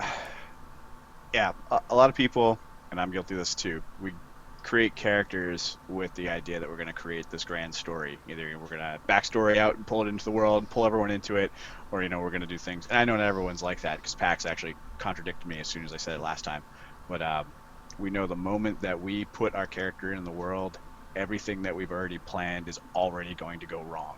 We may be able to get some part of the way towards it, but people aren't going to agree with the way we think they're going to agree to it or go along with it. And so yeah, sometimes we just end up dying or being something. We move someone else's story along, and I think that's just as good. So if I can create a scenario where a story catapults off and turns into something awesome, meanwhile I'm just a tiny little footnote to it, even though I wanted to be the hero, I think that's still fine, because whatever the product is, it's still entertaining to be a part of and to watch. So That's just it. The death of the character doesn't mean it's the end of their story. exactly. Yeah. Yep. And later on, like, because Raya and Sigurd had met each other, and Sigurd had told Ira about her, when Ira was out walking around with, what was his name? What was his name? Season 1, TVS Bo, BOH. Oh, I don't know that I met his character in season 1. I don't know. He came by the stone wall. Like, we went there a couple times, but Ira had actually like set out looking for what had happened to Raya, and she found answers. And the story was going to like move forward with that after it was found out, but the server wiped. So like her death did bring more to the story, and like it did further along things with like Ira and Sigurd season 1, because nobody really met them season 1. Yeah, just hanging out on the mountain, right? God, that fucking took forever to fucking build. Don't ever build into a mountain. Don't do it. As you say to a solo who's in chat who built an entire place on a mountain. Fucking terrible. That LtWaRr, yeah. I think you're right. Yes, Aldwin Ward. Thank you, real genius. Thank you, Cage. TBS wrote, that's a character that needs to come back. William Long's important, and he's not playing it anymore, and it's depressing. Yeah. Definitely. I'm sure he'll come back eventually. I was watching him on Altus Life today, and he was cracking me up. So I can't wait to meet him at PAX. yeah, it's gonna be a good time. Mm-hmm. All right, I had one more question, and it's roll as in ROLE versus roll ROLL play. All right, it's mentioned in the rules. It's this, someone 30 years ago thought it was clever when talking about D&D. Don't let the rules get in the way of the characters you want to play. So it's like, for tabletop games, which is where a lot of my background comes from, it's not, can I do this? It's, I'm going to do this, and I'm going to roll to see if I'm successful. That's kind of where that comes from. So don't be bound by the rules. but we have to acknowledge the fact that we are playing a game that has rules, it has mechanics. If you want to make the very best cider you can make, people are going to recognize the quality 100s on that. So you can go around telling people you made the very best quality cider. If it's 5, people are going to be like, I've had better, thank you very much, and not come back to you for high quality cider. So we've got these characters, and a lot of them are very skilled. They have these elaborate backstories where they're warriors or fighters, they're chefs, things like that. We have to play into the mechanics to make that happen, right? To a degree, if we want to do that. Or we could just be a shit talker like Patty is, or Pax is, with characters like Patty. Can't fight a day in his life, but he makes you think he can. So, for characters like LT, you're saying like Tybolt, trained since birth as a warrior. Still listening. I'll be right back. You're fine. How much do you say that you would spend time in game learning to really fight and nail the fighting mechanics down to reinforce that story? Or is that something that's you more RP talk about it, and you hope that if you do have to fight someone, that you can just wing it? I actually have been working on combat a lot because of the backstory. I know that, if somebody were to call me on it, my character can't even swing a sword to save his life. Well, I'm kind of fucked. So yeah, he's had lots of sparring matches, done lots of training with his weapons, and both people and horses, figuring out hitboxes and, good, spots where you want to, have all your weapons for parries and whatnot, all the mechanics of combat. He didn't quite show that at the combat arena, but I say that might be of design. Well, sure. Misdirection is part of it, but would you say that's an important aspect to, a lot of people, like we got some feedback over the first episode. We were talking about food quality and how the food quality multiplier is very important to our characters. The better quality food you're eating, the better your character is going to be. And we were talking about it in terms of you're going to get your stat points up more quickly. But we also touched on the fact that your health, your stamina regen faster, your hunger decreases more slowly because you're eating these better quality foods. So there is that component to it where I would expect the very best fighters to have the very best food rather than be walking around with a pocket full of apples, because fights can come from any angle. So to me that's important, and I always, but I'm not sure how everyone else feels about it, because I know that if my character now wants to be seen as a good fighter and importantly a military commander, I have to make sure I'm doing my studying on the side to reinforce that. So I'm not sure what like. LT seems to agree. What do you think, Decoy? Yeah. Good talk.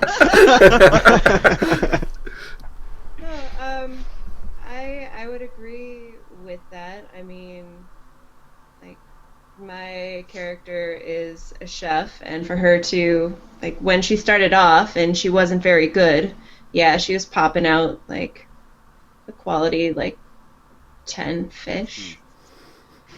But as her, like, quest for perfection and, like, needing higher quality, like, there's definitely more, I don't know, you need to have the background in there. So, like, when she's cooking stuff, she'll talk about what she's doing. Like, me cooking, you guys fucking watch my stream. I don't know what the fuck's going on. And on Twitter the next day, here's this beautiful cake. So you can fuck right off. Cheers. Don't know what you're doing. I think there, though, like you were touching on as well, if a character wanted to come in and just kind of boast and kind of bluff it, I mean, that's fine. You want to do that. Go Yahoo, but if people end up calling you on your bluff, like if I were to say I'm a warrior and didn't practice any combat at all, I would kind of expect my character to die when his bluff was called. I mean, obviously that's a valid thing as well. If you want to be a big talker who doesn't know how to swing a sword, then you get your ass kicked in the first fight. That's going to turn into a different situation. But I see there's the people who like to really get into a game and understand all the mechanics of it, and then I see other people not exactly snidely remarking to him, but like, dude, it's role play, don't worry about that kind of stuff. Like, well, I always want to see those things kind of going hand in hand, and I know it's died out a little bit like the population this last week, but that's been something that's been on my mind, is how to there is a good balance to it. And if you're the kind of person who wants to sit with spreadsheets and stuff and figure out all the different herbal preparations and things like that, and that's your joy, do it. Absolutely enjoy it and love it. Oh no, personally, I hated that. I hated that. I'm on the alchemy grind right now, and I have notepads all over one of my screens of the herbal combinations. I dipped my I dipped my toe into herbalism and said no. Just like everybody else. I'm blessed Like, the yeah, people that I play with that they did it. I'll just go pound some metal out over here. See, it's interesting. I've got another sort of take on it, is that you think, some of the stories or books, the characters in them, they all think they're fantastic warriors. Mm-hmm. Everyone's the best warrior in the world. And that's kind of how I see it almost in game. So everyone, game mechanics wise, they're all up there. High 90s, hundreds. So all the best warrior you can get. Until somebody who knows actually how the hitboxes and the blocking comes along and has that sort of experience. Mm-hmm. And then they basically make you look like a trained monkey. It's impressive training a monkey. That's part of Tybolt, though, is being, trained from a young age as a warrior and living the life of a warrior. He knows he's not the best, so he's always constantly training and working his skills so he can be as most prepared as possible. But he's not like an overtly, I'm the best in the land, I'm the greatest warrior. Like, no, he's the humble warrior. The one who knows that there could be somebody else who comes by who's better than him, and he's going to get his clock clean. Yeah, there's always going to be someone better, no matter what you're doing. Yeah, and it's Nobody good. better be better than cooking. Sounds better than cooking. I might have to. No, I'm just kidding. I'll let Rhea know to be careful about that.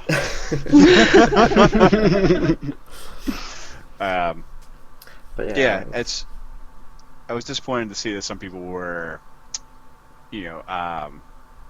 speaking negatively against so-called power gamers, for wanting to understand how it worked instead of, being out there, 24/7, sowing that RP seed instead was hanging out in town to level their skill up to 100, actually to learn hitboxes and fight in town, that kind of thing, to like maybe mindlessly ride around in a circle on a heavy warhorse while watching Star Trek on another monitor because they really just wanted to get their heavy warhorse up because it's the only way to do it, that kind of thing. Like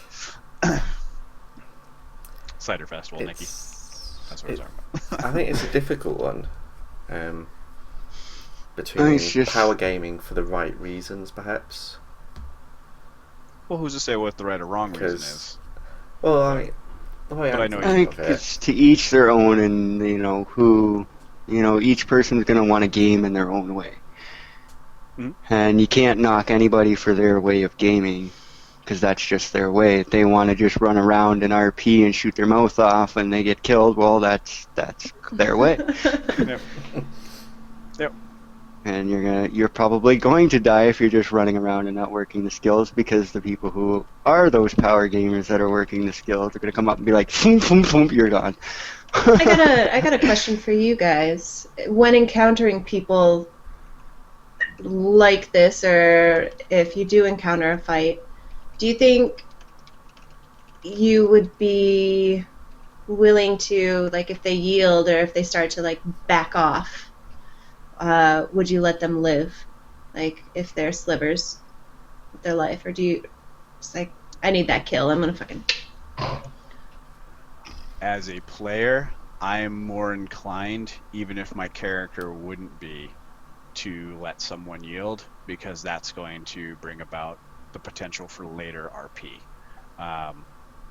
and that's something we've talked about here before. It's sometimes death is going to happen, and just go with it if it does. Especially like if you've had a couple of encounters and like this is the final time, boom, you're finally dead. Have at it. But my inclination is that very first time, whatever, let him yield because we may get something out of it. The other night, Booney yielded. We're gonna walk him back in as a prisoner. Fucking escapes. Beautiful. Like, you couldn't have asked for a better RP twist, and the dude escapes. And you're like, oh, okay, well, next time I'm not gonna let him yield. That kind of thing. If it next time happens, that kind of thing. So stuff like that, beautiful. I think that's hilarious and fun. And but if the dude's he's yielding, but he's also still talking shit, well, you're gonna eat some hammer. That kind of thing. I don't know. What about you guys? Well, here's the thing. Let me ask you this then. If Grim yielded to you, Smash his face in. And see, that's where I was going to touch on. I think it kind of would depend on the person and the nature of what sparks that fight. Yep, absolutely. Especially like even for Tybolt as a character, it's he might let somebody live if the offense he's after them for is something minor. But again, if it's not, even if they were to yield, I think he'd probably still kill them. It just depends on what led up to the whole situation. Yeah. Well, so I jokingly said smash his face in, but Grim conquered all the world. He went off, did his own thing. If he were to come back as a yielding man and did a certain, different paths to his character, then maybe I wouldn't smash his face in the first time. And I think some other characters who want him dead still might. It all depends. I think it's going to depend on the RPer and the situation.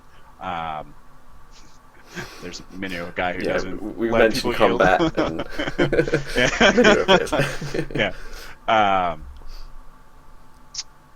yeah. I guess it really depends on what makes the better story and where the story has come from so far. Would you say there's an RP element, perhaps, for your character? Because I'm just thinking. So for me, being obviously an ex-watch commander, although he's commanded armies in battle, as far as he's concerned, he's seen too much blood, and he's likely to make the mistake of letting people yield repeatedly. But that's because that fits my background. Personally, I'd chop the bugger's head off so they won't bother me again. So I'm just wondering if you think RP elements would perhaps conflict any time, or I would have to agree on kill that. something when they shouldn't. Yeah. Like I've touched on with Tybolt's backstory and what has happened in his past, it does, make him more inclined to go after somebody a little bit more if they're harming somebody he cares about. That's going to fuel his fire a little bit more. And if we're just somebody like lipping off or something and he just dings him with a hammer and says, fuck off,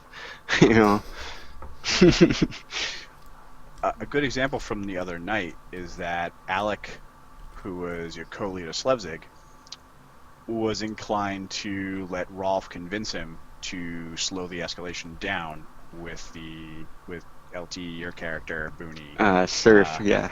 Yes, and the poor, dearly departed Melly's character. And that led to a scenario like Alec was the one who talks sense, but he was the one who convinced them, no, like it was all business understanding. Let him depart. But that led to a couple hours of fantastic RP where Subutai and the others forced him out of leadership of Slevzig. Subutai, who was more warlike, got the lead, took control, bound with South Reach, got some people from Crescent Reach, got my mercenaries all together to go wipe him out. That's not something that Alec would have done, and all because he did try to let them yield and back away. So you see, letting someone yield can lead to a lot of story, which may result in people dying later, because they didn't die now, but it did bring up some pretty good story there. I know with Ira, she had a moment where she pulled her sword on William Long. He was looking for blood and was calling out Grim, but he wasn't there. He's like, I want blood. So she's like, you want it? All right, fucking let's go. But she let him leave because he was like, I don't want to fight you. My fight's with Grimm. And she was like, all right, but like we have some issue here. Because he's saying he's with Shield Maidens, and Shield Maidens are an ally.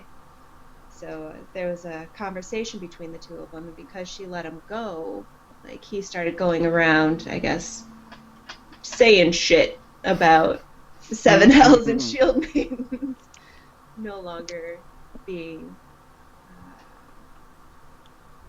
allies and cahoots, whatever you want to say. So there's RP that's happened from that. But I know that she almost pulled her sword on Windrush, but instead she decided to like chase him down and give him a warning. But I don't know, like, which I think has led to more RP. It's some of it is maybe respect to the player, because you don't want to out and out just wreck someone's character, especially if they're trying a new angle. And then part of it is like people would say, oh, my character would never let him survive. My character would never let someone like that yield. And that's a phrase I can't stand, is my character would never X. Because, like, it doesn't matter. Let your character do X and see where that story goes. So if you're of the mind, like, my character would never let Grimm yield, etc., for an example, but then just after minutes of that, I started thinking, oh no, there are scenarios where I would let him yield and start doing stuff with that. So I think wherever player-wise,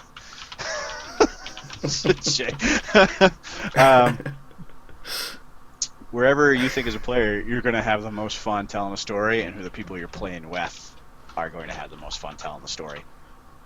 So if you think that guy's character really should get a sword in the mouth, do it, because it's gonna spark some shit up. Even when as a player it might be a bad idea, because like, oh, my character getting personal vengeance is going to send these people to war. I know that's going to happen as a player.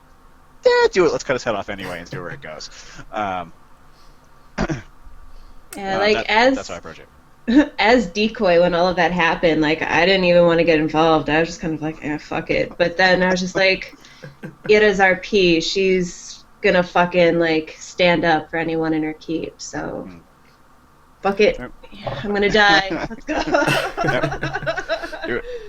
My death can make people fight. I did it right.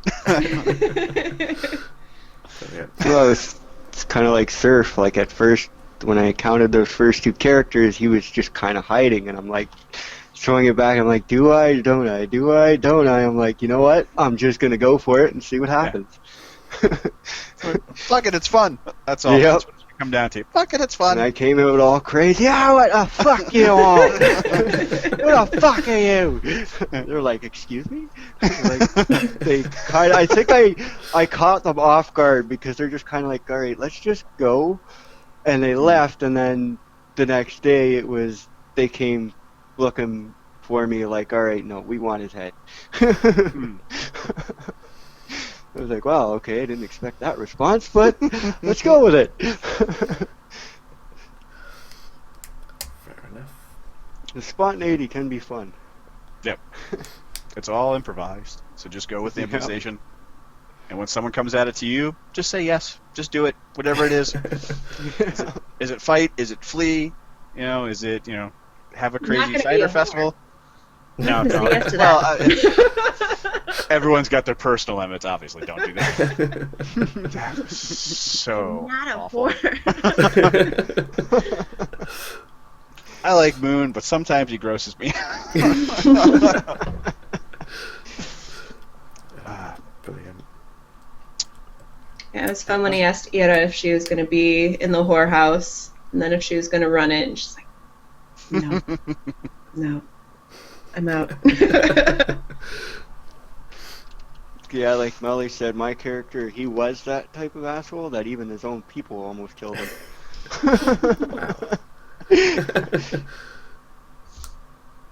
I mean, that's kind of what I was going for with that character, though. Like, he was just very, very antisocial, very nasty towards people, even the people that he was with.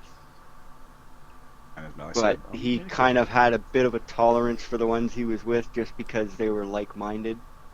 You know, they're more of the evil side. But even to the people in his camp, he was like, what the fuck you want? You know? He didn't care. He had that mouth on him. Yeah, it's tough. Characters have to have mouth on them because there's no other way to express ourselves really in the game. We get limited character movements, so it's really got to bring it in how you speak to people in order to get it, or how you fail to speak to people in Zoo's case. I mean, it's it's everything you do with your voice, and then moving this little bit character around and swinging your head wildly for yes or no. That's really all you can do. Or you end up Better. like Tybolt, where I was trying to give the respect sign and I accidentally gave the humping air sign to Seville.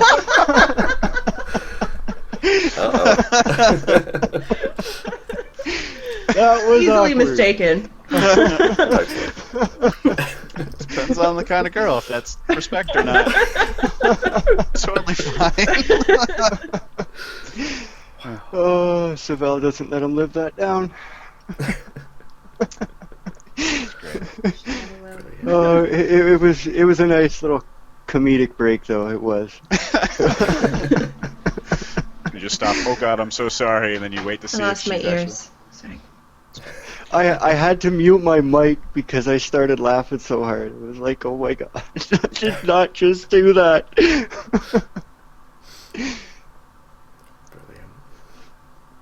And like my character says, "Oh, I'm so sorry. I did not mean that, milady. I was not trying to do that. I was trying to do this." Did you hit it again? Of course, she toyed with him on that.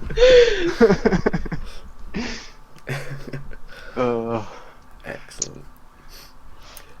Brilliant. Alright. I think we're close to the end here. Do we have any more questions Any for more us, questions for them? from chat quickly?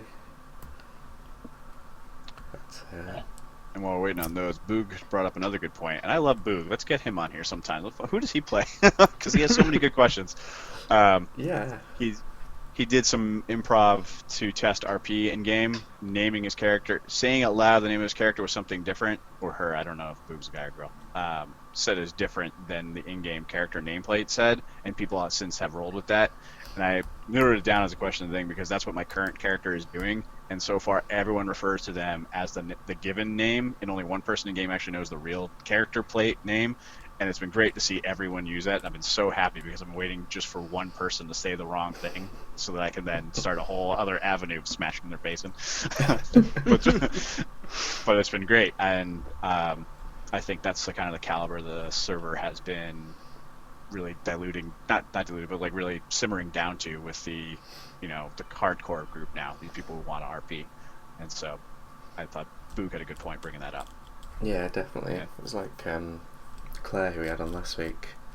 Oh, that's right. His given Yeah, name is Flux. But Yep.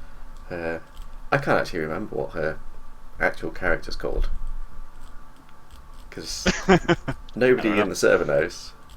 So she's just called Flux. I think it's great I forgot about that. Yep. That's a good point. Yep. it's great that we can actually I have to utilize that pen. Because I know that she goes by somebody else, but I'm just like, I'll wait until my sister says something to her. It's like, do I know this person? Please, someone say something. Please. Yeah. Yeah, definitely. You were in our trees one day. I'm going back to making cider. Bye. Looks like we're good on questions. Had a couple Yeah. really good ones tonight, though. Yeah, that's been good. Just kind of touching on that. That was like at the tournament ground when my character turned to yours today. You one of Rhea's men? Like I knew exactly who it was. I wasn't there. thought I it was your talking. character. Nope. I wasn't there. I was out of the movies. Yeah. No, seriously, I wasn't there. It wasn't my No? character. No? Oh, You? I No? thought it was yours, but even still, like, I was just turned. I was like, "Hey, you're one of Rhea's men, right?" He's like, "Yeah." I'm like, "Oh, go tell her I'm a healer. People need healed after combat." Hmm. I was like, I seen the name. I could have called him by the name, but it's like, no, you don't do that. So it was just kind of a, who are you? Are you this person's man? Okay, go tell her this.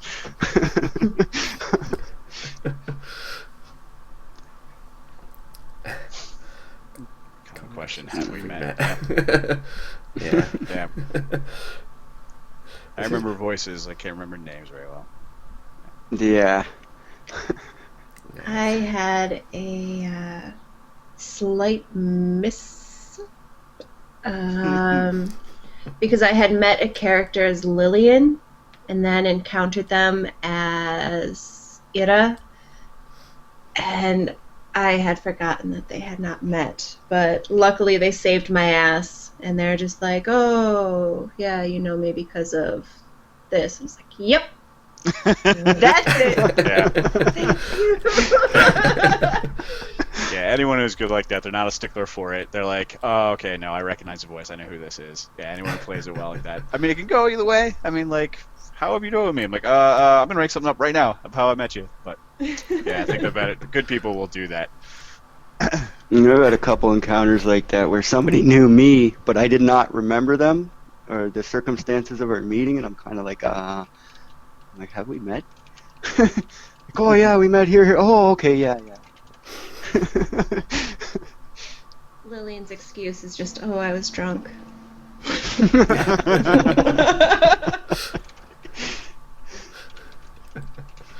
It's a good excuse, as far as excuses go.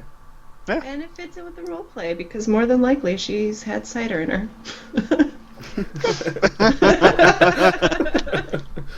Excellent. Yeah. And drunk characters get all the outs. Tybolt can attest to it. Just about every time he's encountered Lillian, cider gets brought up. Oh, you want some cider? Here, look at this cider I made. It's like, oh god.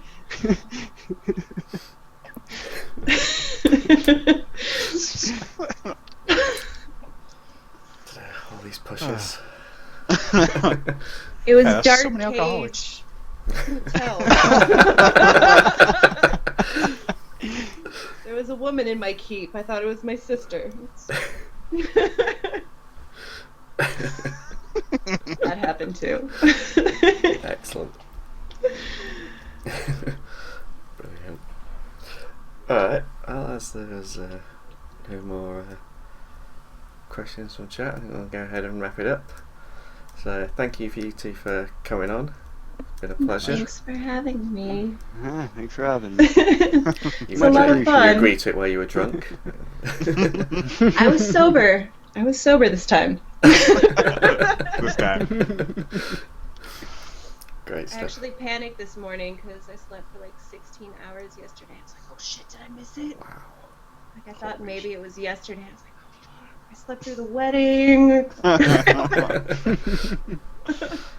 Wow. Brilliant. Alright, so yeah, there's very links in much. there for their channels. Everybody needs to go drop these to a follow if you don't already. Well, I'm sure Agreed. people already are, but still, go and click it. Do it. Definitely, please Don't follow me. I'm terrible. Also, don't Follow follow him. me. I'm Don't also listen to terrible.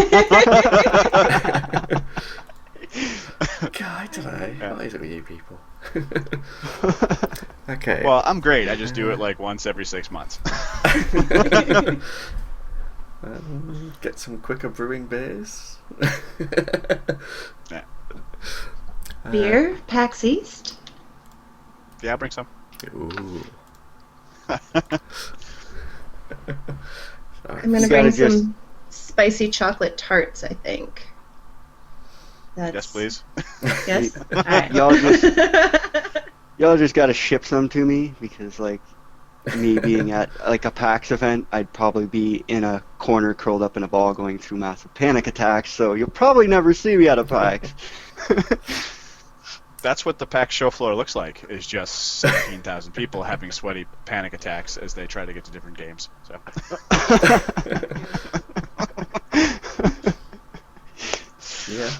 most gaming conventions. I'm sure TGX is the same. No, if all goes well, I think I might make an appearance at TwitchCon though. So we'll see. Very nice. Excellent. Alright. So yeah, thanks everyone for stopping by and for all the hosts and follows. It all helps. And thanks to Mrs. C again for modding. And, Yes, without her, we couldn't do any of this. yeah, we really couldn't. So Mrs. C does all my, pretty much all the graphics. Actually, my channel graphics are mine. But the rest of it, all the delving stuff is all her. As well as the one emote that I have. And I instantly can't remember. You don't know your own emote? No, I couldn't remember the my own command. commands. Ah, okay.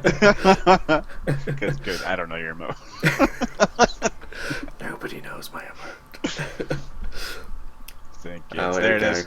Damn it. Do we? I was gonna would say, do say- we want to know what the emote is?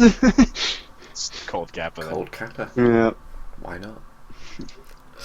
I would say let's go and raid somebody, but it appears there's nobody streaming Twitch Dynasty right now, so we won't do that.